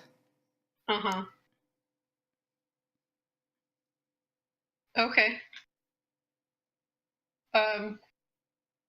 Amrit's attention turns from the small Wrothgar to the smaller Khajiit. That's me. Pardon me. May I see that briefly? Oh, and you'll notice that when she flips to the page that has the symbol, Zira glares a little bit. Okay. Yeah, you can look at it as long as you don't steal it, because I did that first. I stole it fair and square. Luckily, I did it's mine. Luckily for you, I have no skill in thieving. That's not something to brag about, but better for me. Would you like to borrow my book as a replacement for now? We going to trade these? Yes, let me look at that. Very well. Then we trade. And I want to read that journal. What's your book again? The political atmosphere of High Rock. It's the most boring book you've ever read. Oh no. I made a mistake. Toshtar. You are free to grab a different book from underneath my potions. Toshtar. Can you repeat that, please? Yes.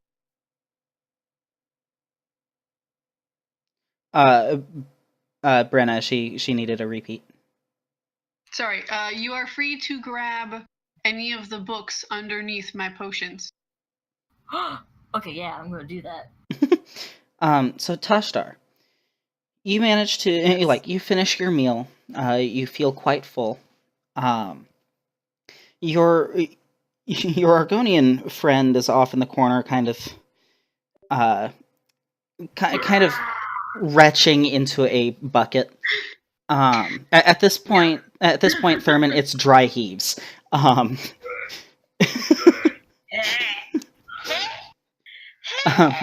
people are starting to give the Argonian a wide berth. I'd like to know what you're up to now that you finished your meal. So I believe the first thing I'm going to do is I'm going to cast Unseen Servant to help Ajanti hold the bucket. So, for a brief moment, he kind of lurches forward as he's about to retch again, and he loses his grip on the bucket. But the bucket continues to float in front of him thanks to your unseen servant. Thank you, magic bucket.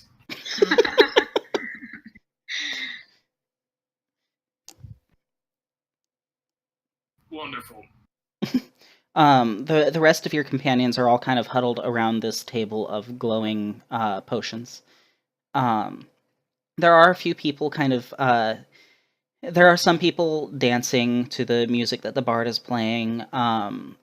There's also a little bit of gaming going on. I mean, it's not uncommon to find dice games and card games going on in inns.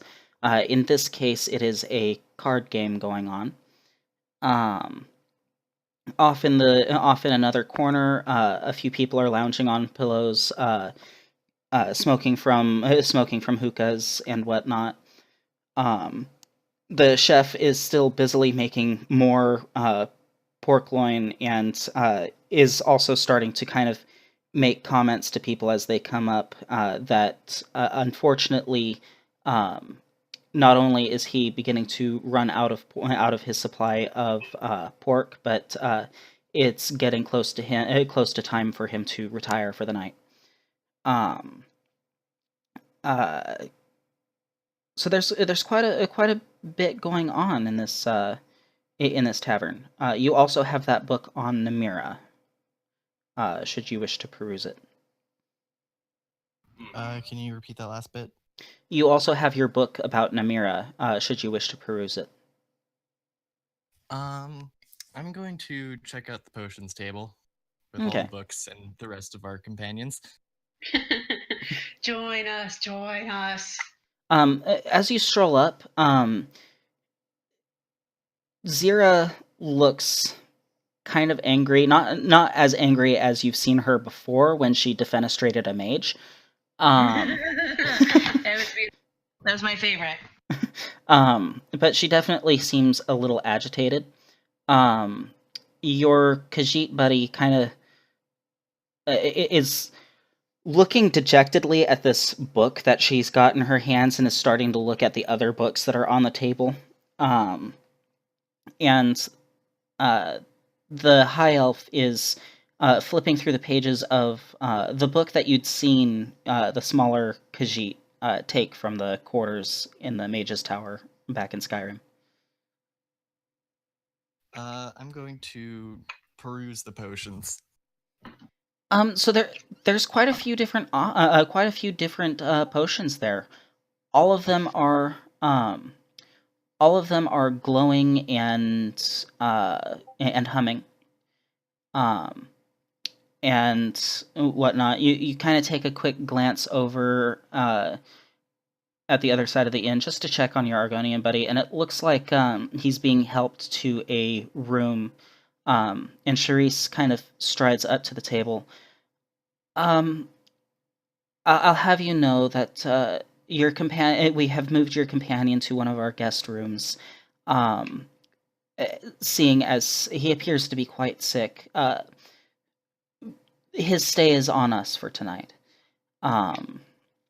So, Thurman, thanks for playing. Have a good day at work. Bye. Bye. Bye. And she kind of heads off. And Lilith, who had traveled here with you guys, she kind of, she and Pierre head up to the room to kind of keep an eye on the Argonian for a little while. Excellent. And she does mention that that they'll catch up with you guys on the way to Wrothgar. Okay. So, but yeah, there are plenty of different potions available at this table. All of them are glowing and humming. The best description you can think of is they're almost like those plants that you occasionally find by waterways that glow and kind of hum a bit. Some alchemists actually seek out these Nirn roots because they have certain magical qualities that can be used in different potions. So that's kind of the closest comparison you can draw to them, but they're quite beautiful.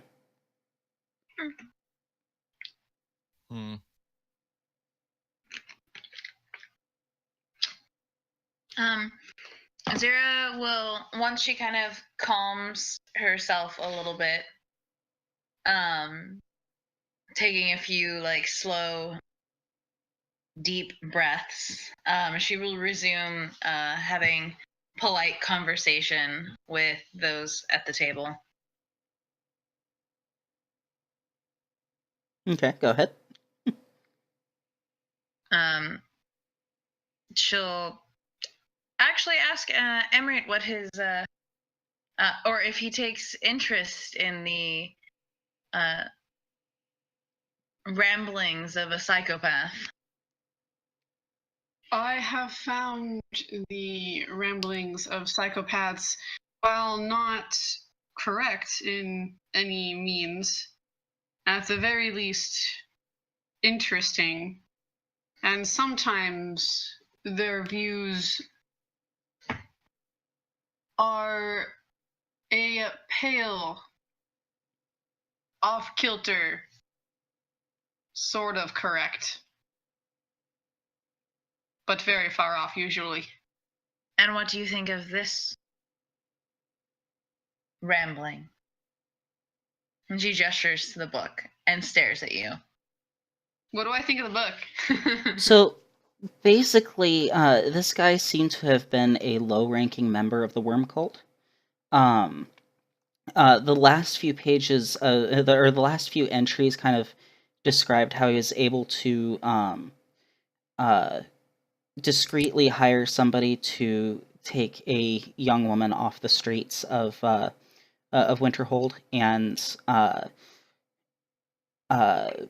some coin was exchanged, and he was planning on making a sacrifice in Molag Bal's name of her, as he'd done several times previously. And you don't think he's one of the higher up members who are trying to build any of those dolmens that are scattered throughout the world. But it does seem like he was trying to curry a little bit of favor with the with a little sect of the cult that was located in Skyrim. Like a lot of what he knew in regards to necromancy was what he was able to pick up from his time as a scribe at the Mages Guild, and what little he was able to learn from other worm cult members. But it is a little unnerving to you, because he did seem like he really wanted to be involved in helping bring Cold Harbor into Nirn. And this is something that you've been seeing more and more of over the last few years. Like more worm cult activity has been with this in mind. And in fact, it was when the war started that you really started noticing that the worm cult was highly active, more so than it had been over the last 200 years. Okay. It seems this man truly believed and wanted what he was doing. Right.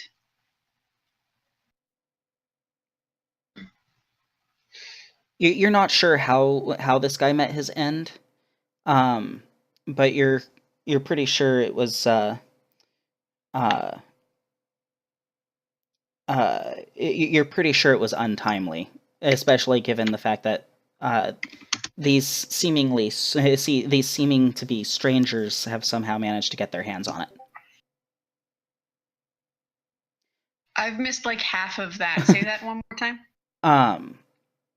Basically, you're not sure what kind of end this mage had received, but you have a feeling it was untimely, given the fact that these seemingly dangerous strangers have gotten a hold of it. I'm assuming he's dead. DED dead. Okay, once I'm done reading it, I'm going to give it back to the Khajiit.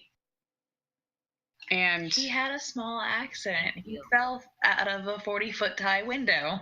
Yes. Accident where he was pushed.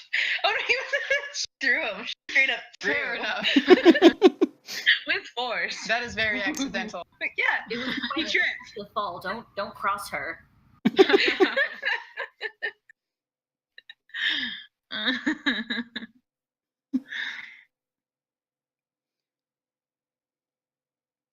Okay. Yeah. So after it more time passes, she says as soon as the group is well and rested and we've managed to supply, we will likely be heading out. If you wish to join us or hire our assistant, please let me know. I would like to join you. Your companion should be well enough to travel by probably tomorrow. Is there some form of payment to travel together, or can we travel together? We can travel together. No, my blade is at a price.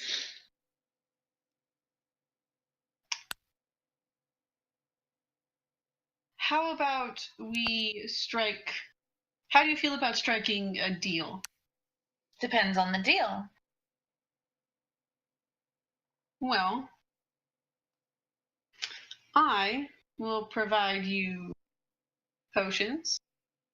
I have a few tricks up my considerable sleeves as well.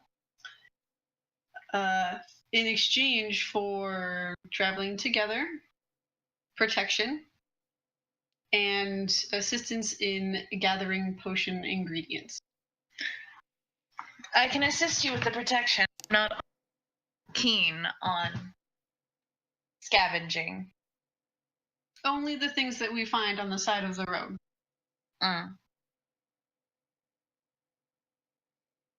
Seems fair. So long as you pose no threat to us, my blade is yours to protect your life. Does I intend anybody no harm. does anybody else have any conditions for the traveling? Might. I ask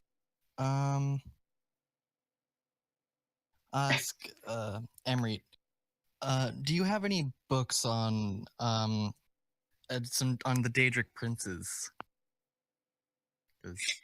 If I do not have any on me, I have knowledge of religions and...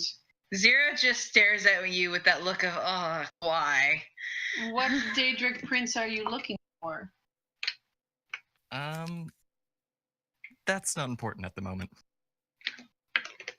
What's important is that you have information, and that is all that I require.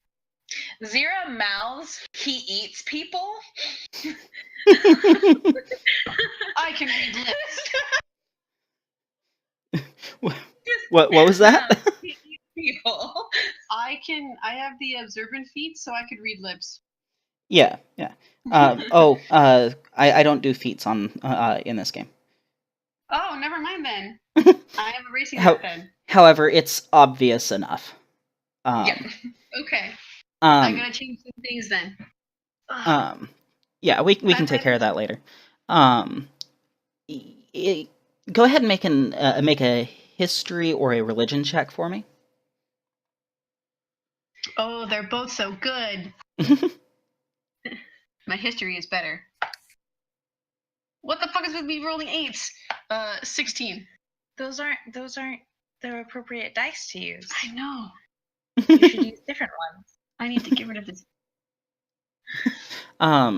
You do recall in a lot of your readings mentions of the Daedric Prince Namira.